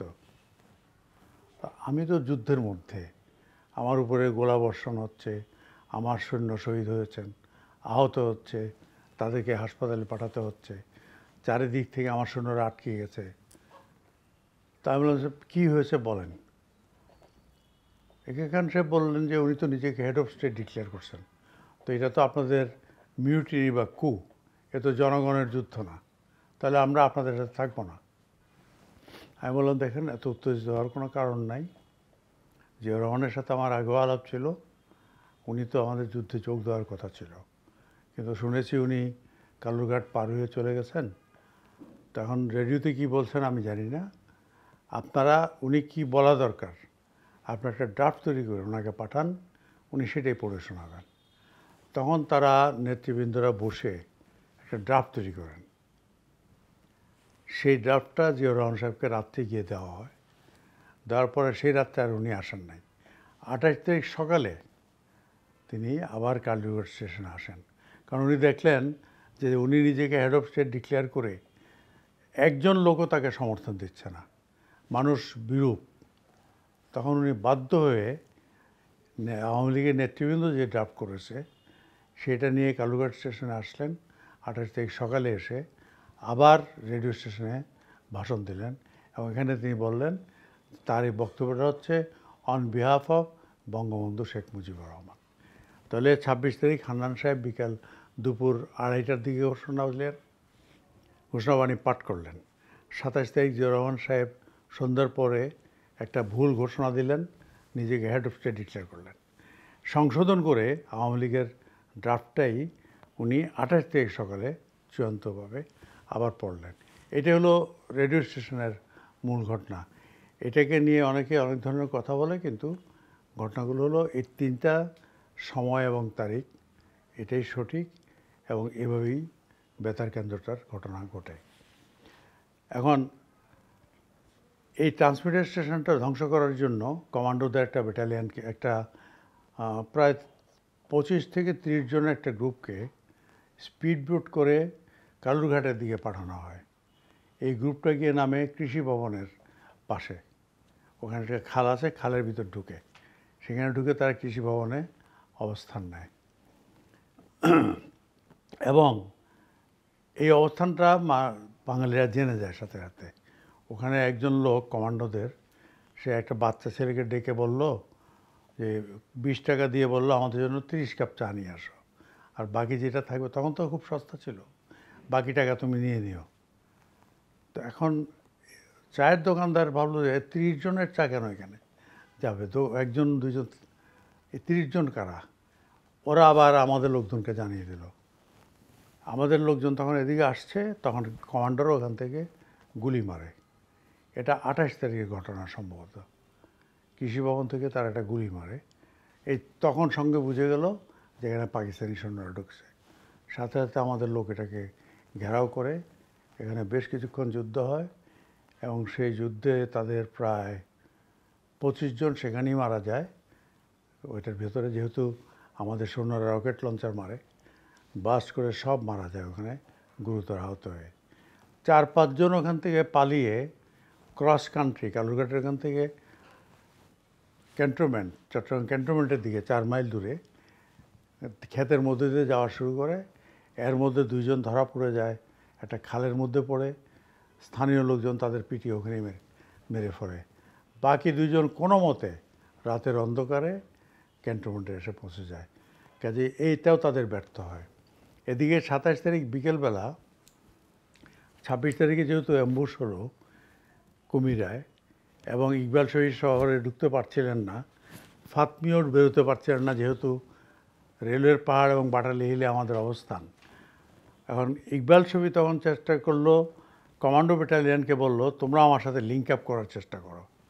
তখন চিটাং নেভাল বেস থেকে 3-4টা জিপে করে কিছু কমান্ডো আগ্রাবাদ রোড হয়ে ডাবল মুরিংয়ের এখানে একটা ন্যারো লেন আছে, ডাবল মুরিং থানার পাশ দিয়ে, এখান দিয়ে কুমিরার দিকে রওনা দিল লিঙ্ক আপ করার জন্য। কিন্তু তারা জানতো না যে আগ্রাবাদ রোডের এই জায়গাটাতে আমাদের সবচেয়ে বেশি মেশিন গান এবং LMG, মর্টার, রকেট লঞ্চার সব আছে। ওরা যখন ওই আগ্রাবাদের, একটা হলো যেটা সরাসরি এখনকার রেলের ব্রিজের দিকে উঠে, আরেকটা হলো ভেতর দিয়ে একটা ন্যারো লেন, ওই লেনটায় গিয়ে আবার ঢাকা চিটাং রোডে উঠে ডাবল মুরিং থানার দিকে চলে যায়। এইখানে যখন আসছে তখন 2 দিক থেকে, বিল্ডিং থেকে রকেট লঞ্চার, মেশিন গান, এমন আক্রমণ হয় যে সেখানে কর্নেল সালমান, আরও 2 জন অফিসার, কয়েকজন জেসিও এবং মোট 17 জন, তাদেরকে আমরা ধ্বংস করে ফেলি। আমি কিন্তু তখন রেলের পাহাড়ে, এবং আমরা জানি জিনিসটা ঘটতেছে। আমার সৈন্যরা অত্যন্ত দক্ষতার সাথে এই অ্যাম্বুশটি শেষ করে, এবং পাকিস্তানিরা এই পথ দিয়ে আর এগোতে সাহস পেল না। তো আমাদের যুদ্ধ চলতে থাকে, কিন্তু পাকিস্তানিদের তখন ঢাকা থেকে মিলিটারি এয়ারক্রাফটে করে তারা সৈন্য নিয়ে আসা আরম্ভ করে। যেহেতু ইকবাল সাহেব পৌঁছতে পারছিলেন না, সময় লাগছিল, তখন নেভাল বেস থেকেও তাদের একটা বিরাট গ্রুপ এগোতে থাকে। এখন আমাদের সৈন্যরা গোলাবর্ষণ করতে করতে তাদের গুলি শেষ হয়ে আসছে। এদিকে হালি শহরে আমাদের যে ডিফেন্স, সেই ডিফেন্সেও আক্রমণ হচ্ছে, শেলিং হচ্ছে নেভাল ভেসেল থেকে, ডেস্ট্রয়ার থেকে, প্লেন থেকে বোমাবর্ষণ হচ্ছে। কাজে ওই অবস্থানে তাদের টিকে থাকা কষ্টকর হয়ে পড়ছিল। শেষ পর্যন্ত 30 তারিখের দিকে তাদের উপরে ব্যাপক আক্রমণ পরিচালনা করা হয়, এবং তখন তারা সেখান থেকে রাতের অন্ধকারে বাধ্য হয়ে উইথড্র করে চলে আসে এবং অন্যত্র অবস্থান নেয়। পরবর্তীতে এই বাহিনীরই অংশগুলো আমার সাথে ঢাকা চিটাং হাইওয়েতে সীতাকুণ্ড এলাকায় গিয়ে অবস্থান নেয়। আমরা পাকিস্তানিদের সেখানে প্রতিহত শুরু করি। আর ইকবাল শফির বাহিনী কুমিরা থেকে 30 তারিখের পর শহরের দিকে ঢুকতে সক্ষম হয়। কমান্ডোরা এবং ঢাকা থেকে যে সৈন্যরা যাচ্ছে, এই সব কিছু মিলিয়ে ওইদিকে বেলুচ রেজিমেন্ট ক্যান্টনমেন্ট থেকে বেরিয়ে আসলো, মানে শহরকে 3 দিক থেকে তারা আক্রমণ করলো। আমাদের সৈন্যদেরকে তখন আমি পাঠিয়ে দিলাম DC hill, court hill, new market এই এলাকায় অবস্থান নেওয়ার জন্য, এবং আইস ফ্যাক্টরি রোড আর স্ট্যান্ড রোড, মানে যতটুকু সম্ভব তাদেরকে প্রতিহত করা। কিন্তু আমি এটা বুঝে গিয়েছিলাম যেহেতু আমাদের সৈন্যরা আসতে পারছে না, কাজে এইসব পজিশন শহরে ধরে রাখা কঠিন হবে, কারণ আমাদের ধরে রাখতে হলেই সৈন্য দরকার। তো সৈন্য তো সব আটকে গেছে কালুরঘাট ব্রিজের ওই পারে, আর রাঙ্গামাটির সৈন্যরা আসতে পারছে না। রামগড়ের সৈন্যরাও মেইন রোডে যেহেতু যুদ্ধ, সেজন্য আসতে পারছে না। যাই হোক, যুদ্ধ চলতে চলতে শেষ পর্যন্ত এপ্রিল মাসের 2 তারিখ কোর্ট হিলে প্রচণ্ড যুদ্ধ হয়। আমাদের মাত্র 25 জন বা 30 জন সৈন্য অনেক যুদ্ধ করে, কিন্তু পাকিস্তানিরা যখন সেখানে ট্যাঙ্ক নিয়ে ওঠা শুরু করে, তখন তাদের পক্ষে সেখানে টিকা সম্ভব হয় না। আমি তখন চলে আসছিলাম ইন্ডিয়া যাওয়ার জন্য, অস্ত্র গোলা বারুদের জন্য, কারণ আর কোনো সোর্স ছিল না অস্ত্র গোলা বারুদ পাওয়ার। তখন আমি তাদেরকে নির্দেশ পাঠালাম যে ওখানে থেকে মরার কোনো অর্থ নাই, তোমরা চলে অন্য জায়গায়, নিরাপদ জায়গায় চলে আসো, আমার সাথে যোগ দাও সীতাকুণ্ড এলাকায়, অথবা ক্যান্টনমেন্টের পরে ইউনিভার্সিটির ওই এলাকায়, ওখানে আমাদের কিছু সৈন্য জামায়াত হয়েছে, ওইসব দিকে আসো। আমরা পরবর্তীতে রিঅর্গানাইজ হয়ে আবার পাকিস্তানের উপরে আক্রমণ চালাতে পারবো, কারণ এখন রেলের কোর্ট হিলে বসে থাকলে তারা চারিদিক দিয়ে তোমাদের আক্রমণ করে সবাইকে মেরে ফেলবে। আমরা চাই তোমরা জীবিত ফিরে আসো, যেন পরবর্তীতে আবারও যুদ্ধ করতে পারি। তো 2 তারিখে এপ্রিল মাসের 2, 1971 কোর্ট হিল ফল করলো, এবং সেদিনই চট্টগ্রাম শহরে আমাদের পতন হলো। কিন্তু এটা ছিল প্রথম অধ্যায়। আমরা বিজয়ী হয়েছি অনেক সেন্সে। সেটা হচ্ছে পাকিস্তানের যে মূল পরিকল্পনা, চট্টগ্রাম শহর দখল করে শহরে গণহত্যা করবে, সকল নেতৃবৃন্দকে মেরে ফেলবে অথবা বন্দি করবে, তাদের এই পরিকল্পনাটা ব্যর্থ হয়। সেকেন্ডলি, আমাদেরকে তারা বন্দি করার যে চেষ্টা করেছিল সেখানে সফল হয় নাই, আমরা সফল হয়েছি। তাদের প্রায় 500-র মতো সৈন্যকে, শুধু ইপিআরের 500 অবাঙালি সৈন্যকে আমরা ধ্বংস করি 24 এবং 25শে মার্চ রাতে। এটা একটা বিরাট অ্যাচিভমেন্ট আমাদের জন্য। আবার কুমিরার যে অ্যাম্বুশ, এটাও একটা বিরাট অ্যাচিভমেন্ট, কারণ এই অ্যাম্বুশের ফলে ব্রিগেডিয়ার ইকবাল শফির 53 ব্রিগেড শহরে ঢুকতে পারল না। শহরে ঢুকলে তারা বড় ধরনের গণহত্যা করতে পারত, সকল নেতৃবৃন্দকে মেরে ফেলতে পারত। শহরে ঢুকতে পারলে তারা তাদের প্ল্যান মতো 26শে ঢুকতে পারলে রেডিও ট্রান্সমিটার থেকে কেউ কোনো বক্তব্য দেওয়ার সুযোগ পেত না। কাজেই অনেকগুলো কাজ অ্যাচিভমেন্ট হয়েছে আমাদের এই কয়েকটা অ্যাকশান। 24 তারিখের অ্যাকশান, 25 তারিখে প্রথম অ্যাকশানটা, প্রথম যুদ্ধ, এবং 26 তারিখের অ্যাম্বুশ। একই সাথে কমান্ডোদের যে আমরা আগ্রাবাদ এলাকায় অ্যাম্বুশ করে ধ্বংস করে ফেললাম, এই সব কিছু মিলিয়ে, এবং কৃষি ভবনে আমরা তাদের কমান্ডো ব্যাটালিয়নের একটা ফুল প্ল্যাটুনকে ধ্বংস করে দিলাম।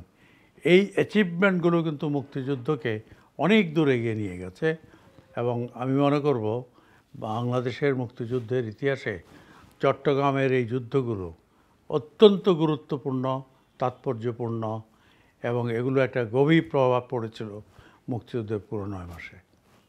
তো এটা হলো যুদ্ধের প্রথম অধ্যায়, যে অধ্যায়ে আমরা অন্য জায়গায় প্রতিরোধ হয়েছে প্রথমে, মানে তারা আক্রান্ত হয়েছে, প্রতিরোধ করেছে।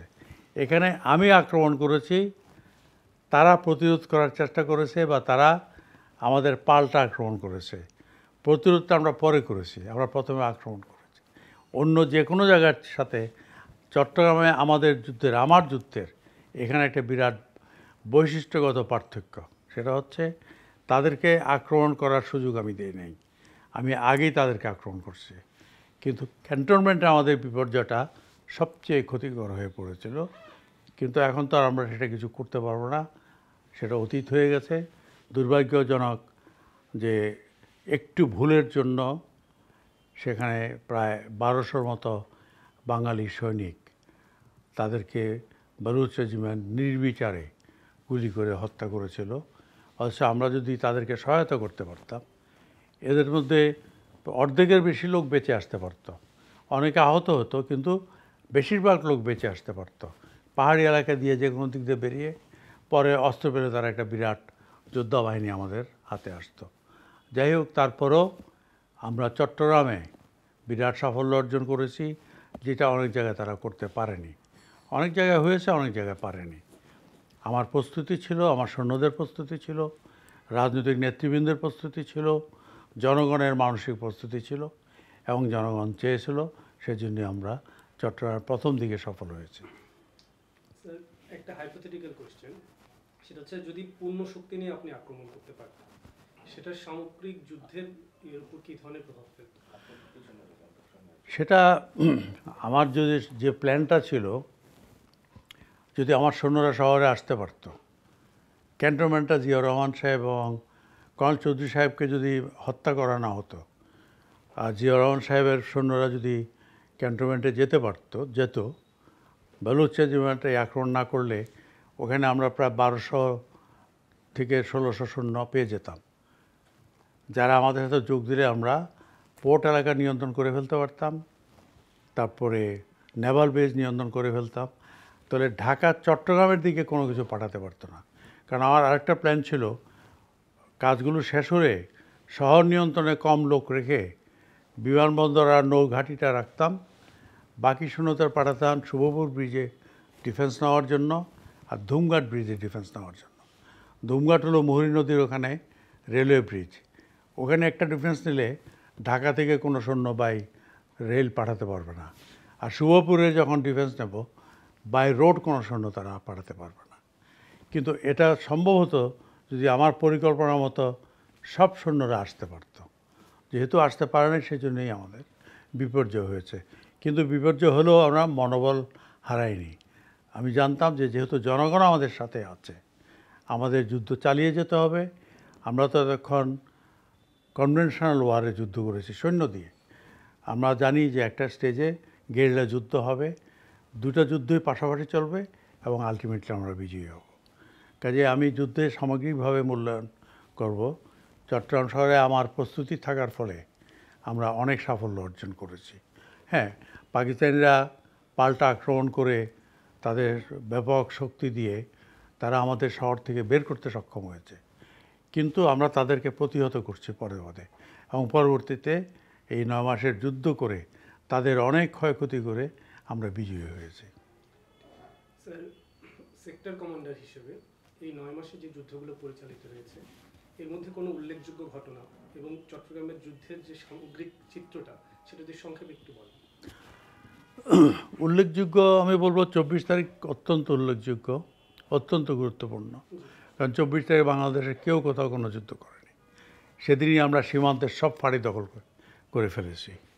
25 তারিখের আমার যুদ্ধ সবার আগে শুরু করছি 8:40 বাংলাদেশের কোথাও কেউ 25 তারিখ 8:40 যুদ্ধ করেনি, এবং ওই দিন রাতেই 11টার মধ্যে আমরা শহর দখল করে ফেলেছি। এটা একটা বিরাট অ্যাচিভমেন্ট। মানে একটা গুলিবর্ষণ না করে সমস্ত অবাঙালি সৈন্যকে বন্দি করে রাখা এবং পুরো শহর দখল করে রাখা, এটা একটা বিরাট অ্যাচিভমেন্ট। 26 তারিখ সকালে বিকেলবেলা যে অ্যাম্বুশ করে আমরা 53 ব্রিগেডের মতো একটা শক্তিশালী ব্রিগেডকে তছনছ করে দিলাম। তারা 3 দিন ওখানে আটকে রইল, আসতে পারলো না শহরে। এটা আমাদের বিরাট অ্যাচিভমেন্ট, যার ফলে আমাদের সৈন্যরা প্রাণ নিয়ে সরে আসতে পারছে। দ্বিতীয় বিশ্বযুদ্ধের সময় এরকম একটা ঘটনা ঘটেছিল। ডানকার্কে, ফ্রান্সের ডানকার্কে 3 লক্ষ ব্রিটিশ সৈন্য আটকে গিয়েছিল। এই 3 লক্ষ সৈন্যকে অনেকেই পরে মারা গিয়েছে জার্মান এটাকে, কিন্তু বেশিরভাগকে তারা ইংল্যান্ডের মূল ভূখণ্ডে ফিরিয়ে আনতে সক্ষম হয়েছিল। কাজেই যুদ্ধ কখনো একটা যুদ্ধে জয় হবে, পরাজিত হতে পারি, কিন্তু সামগ্রিকভাবে চূড়ান্ত পর্যায়ে যে বিজয়ী, সেই বিজয়ী। তো যুদ্ধের প্রথম দিকে আমাদের যে বিজয়, এই বিজয়টাই আমাদেরকে চূড়ান্ত বিজয়ে সহায়তা করছে। আমাদের মনোবল চাঙ্গা করেছে, জনগণের মনে কনফিডেন্স দিয়েছে যে আমাদের মুক্তিযোদ্ধারা এবং সৈনিকরা যারা বাঙালি, তারা যুদ্ধ করে দেশ স্বাধীন করতে পারবে। এই যে আস্থাটা ঢুকেছে জনগণের মধ্যে, এই আস্থা না থাকলে বিজয়ী হওয়া সম্ভব হতো না। জনগণের মধ্যে এত দুঃখ, এত কষ্ট, এত গণহত্যা, এত নির্বিচার গণহত্যা পৃথিবীর খুব কম দেশে হয়েছে। এমনভাবে গ্রামের পর গ্রাম বাড়িঘর জ্বালিয়ে দিয়ে তারপর কিন্তু তারা বাঙালিকে দাবাতে পারে নাই। বাঙালি তাদের বশ্যতা স্বীকার করে নাই। বাঙালি যুদ্ধ চালিয়ে গিয়েছে এবং চালিয়ে বিজয়ী হয়েছে। এজন্য অবশ্যই আমরা ভারতীয় সেনাবাহিনী, ভারত সরকার, ভারতের জনগণকে গভীর কৃতজ্ঞতার সাথে স্মরণ করব, কারণ এই যুদ্ধে বিজয়ী হওয়ার পিছনে তাদের একটা বিশাল অবদান রয়েছে। কিন্তু সবচেয়ে বড় অবদান হলো এদেশের বাঙালি জনগণ। কারণ এই জনগণ যদি আমাদেরকে সমর্থন না দিয়ে নিশ্চুপ থাকতো, তাহলে পাকিস্তানিরা আরও অনেক দিন তাদের গণহত্যা চালাতে পারত। তা আমি মনে করি আমরা অনেক কিছু অ্যাচিভ করেছি। মুক্তিযুদ্ধকে জানতে হলে বই পড়তে হবে। এখন সমস্যা হলো এত বেশি লোকে এত বেশি বই লিখে ফেলেছে, আমার মনে হয় দ্বিতীয় বিশ্বযুদ্ধ নিয়েও কেউ এত বই লেখে নাই। দ্বিতীয় বিশ্বযুদ্ধ ছিল 5.5-6 বছরের, ঠিক আছে, এবং দ্বিতীয় বিশ্বযুদ্ধে সারা পৃথিবীতে 5.5 কোটি লোক মারা গিয়েছিল। এর চেয়ে বড় যুদ্ধ পৃথিবীর ইতিহাসে আর হয় নাই। কিন্তু সেটা নিয়ে কেউ যে ইচ্ছা লেখলো ওরকম হয় নাই। সেখানে তারা একটা নীতি কাঠামো সব কিছুর মধ্যে। এখন আমি যদি বলি বই পড়ো, কার বই পড়বে, কোনটা পড়বে? সেটা এখন ঐতিহাসিকরা, তারা রাজনৈতিকভাবে এত বিভক্ত, তারা রাজনৈতিক দৃষ্টিকোণ থেকে বই পর্যালোচনা করে। এটা ইতিহাসটাকে বিকৃত করে ফেলছে। সঠিক ইতিহাস যদি তারা পড়ে জানে, তাহলে তাদের মনে মুক্তিযুদ্ধের মূল চেতনাটা ফিরে আসবে। আছে ওদের মধ্যে, কিন্তু তারা একটু বিভ্রান্ত হয়ে যায় যে আসলে যুদ্ধটা কে করলো। এখানে আমাদের মুক্তিযোদ্ধাদের বিরাট অবদান রয়েছে, আবার ভারতীয় বাহিনীরও অবদান রয়েছে। আমরা যদি ওটাকে অস্বীকার করি, আমি মনে করি এটা বিরাট অন্যায় হবে। ইতিহাসের গতিতে চলবে। ইতিহাস নির্মোহ, এবং ইতিহাসকে আমি নিজের মতো বা নিজের চিন্তার আলোতে সাজাতে পারবো না। ইতিহাস হলো সেই সত্য যেটা ঘটে গেছে। আমি এখন সেই সত্যকে রং দিতে পারবো না। সত্যটাকে অবিচল রেখে আমি যা কিছু করার করতে হবে। এটা এখন কোন বইয়ে পড়বে সেটা ঐতিহাসিকরা ভবিষ্যতে নির্ধারণ করবে। কিন্তু আমি ব্যক্তিগতভাবে একটু হতাশ, যারা যুদ্ধ দেখে নাই, যুদ্ধের মাঠে ছিল না, তারাও যুদ্ধ নিয়ে এমন সব কথা লিখছে যেটা আদৌ সত্য নয়। তো এখানে এর আগে একটা প্রশ্ন এসেছিল যে গুরুত্বপূর্ণ যুদ্ধ, অনেকগুলো যুদ্ধ গুরুত্বপূর্ণ, আমি কয়েকটার কথা বললাম। আরেকটা আমরা যে নৌ কমান্ডো অপারেশন করেছিলাম, সেটা আমি এবং ব্রিগেডিয়ার সুবেক সিং, যিনি আমাদের ইন্ডিয়ান কাউন্টারপার্ট, উনি কিন্তু পরে স্বর্ণ মন্দিরে যে ভিন্দ্রনগরের মিলিটারি অ্যাডভাইজার ছিল, সেই স্বর্ণ মন্দির অভিযানে তিনি পরে মারা যান। উনি খুব ব্রিলিয়েন্ট অফিসার ছিলেন। উনি, আমি এবং আরও কয়েকজন মিলে খুব গোপনে অপারেশন জ্যাকপট করি 15 আগস্ট রাত্রে চট্টগ্রাম বন্দরে যে জাহাজগুলো ডুবিয়ে দেওয়া। এখন মুক্তিযুদ্ধের এই চেতনা নতুন প্রজন্মের আমি বলবো আছে। আমি আজকে রাত্রে একটা জুম এবং আই থিঙ্ক ইউটিউবে একটা ইয়ে আছে অনুষ্ঠান, সেখানে বলবো, এখনও বলে দিচ্ছি। আমি আজকাল যেটা আমি দেখি, আমার এলাকার কিছু ছেলে মেয়ে তাদের ফেসবুকে যে ছবি থাকে, সেই ছবি বোধহয় ফোনের নাম্বারে চলে আসে। তো ওর ছবিটা দেখলাম, একটা কিশোরী মেয়ে, ওর বাড়ি হলো হাজীগঞ্জের কালোচু ইউনিয়নে। তার ছবিটার ফোনের ওখানে ছবিটা হলো সে স্কুলের একটা ছবি, তার হাতে বাংলাদেশের পতাকাটা একটা কঞ্চির মধ্যে সেটা বাঁধা, যেন সে হাতে রাখতে পারে, এবং সে সবুজ ধানের ক্ষেত, বিস্তীর্ণ দিগন্ত বিস্তৃত সবুজ ধানের ক্ষেতে উদ্দাম একটি কিশোরী ছুটে যাচ্ছে, পতাকাটা উঠছে তার হাতে। এই ছবিটা দেখে আমার আস্থায় এসেছে যে এই প্রজন্ম, আমরা যতটুকু দেশকে ভালোবাসি, পতাকাটাকে যতটুকু ভালোবাসি, তারা এই পতাকা তার চেয়েও বেশি ভালোবাসে।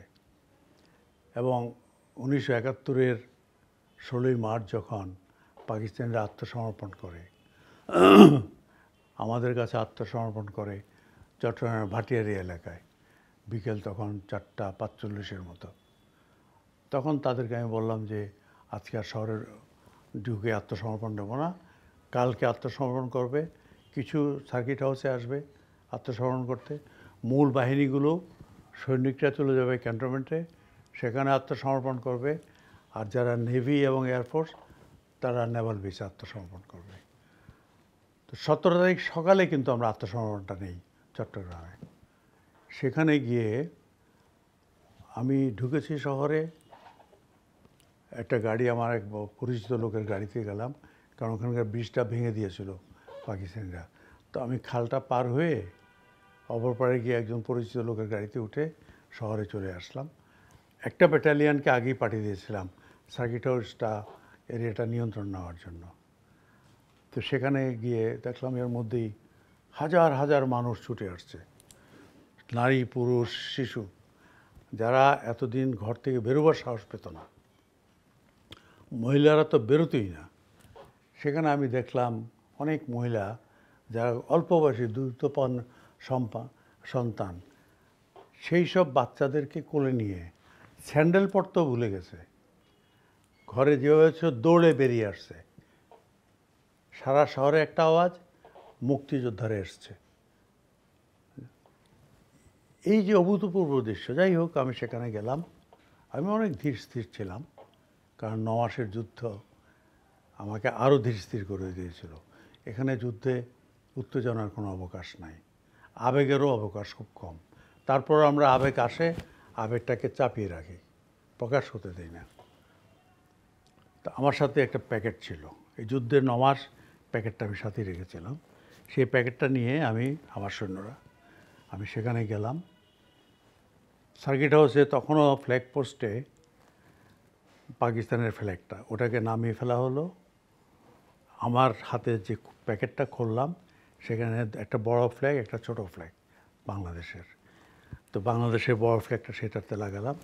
একটা 10-11 বছর বয়সী ছেলে, খালি পায়ে, হাফ প্যান্ট পরা, খালি গায়ে, কিচ্ছু নাই তার, গরিবের ছেলে, তাকে ডাকলাম, বললাম তুমি এখন 2টা ট্রেনে ফ্ল্যাগটা উপরে তোলো। ওই ছেলেটাকে দিয়ে আমি ফ্ল্যাগটা উপরে তুললাম। যে পতাকাটা আমি 9 মাস আমার সাথে রাখলাম, একটা স্বপ্নকে সাথে রাখলাম, সেই স্বপ্নটাকে আমি আজকে উপরে তুলে দিচ্ছি, জনগণ দেখতে পাক, পৃথিবী দেখতে পাক। ফ্ল্যাগটা আকাশের উপরের দিকে ফ্ল্যাগ পোস্টে গিয়ে উঠল। বাতাস বইছিল একটু দক্ষিণ থেকে, বঙ্গোপসাগর থেকে, বাতাসে ফ্ল্যাগটা খুলে গেল, উঠতে শুরু করলো। আমি স্যালুট দিয়ে দাঁড়িয়ে রইলাম কিছুক্ষণ।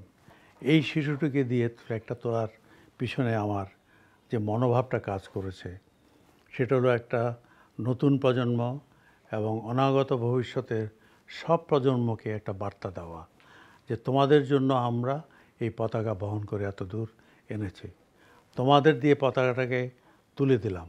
এই পতাকা এখন তোমাদের, তোমরা এই পতাকার সম্মান রাখবে, তোমরা এই পতাকাকে রক্ষা করবে। এবং আমি যে ছবিটির কথা বললাম আমার এলাকার এক কিশোরীর, এই ছবিটি দেখে মনে হলো আমার সেই প্রচেষ্টা সফল হয়েছে। আজকে তারাই সেই পতাকা বহন করছে। আমি মনে করি আমাদের মুক্তিযুদ্ধে বিজয় আর এটা কোনো অংশেই কোনোটা কম নয়। এই বিজয় এবং এই বিজয় ধরে রাখার জন্য আজকের প্রজন্ম যথেষ্ট, আমি বিশ্বাস করি।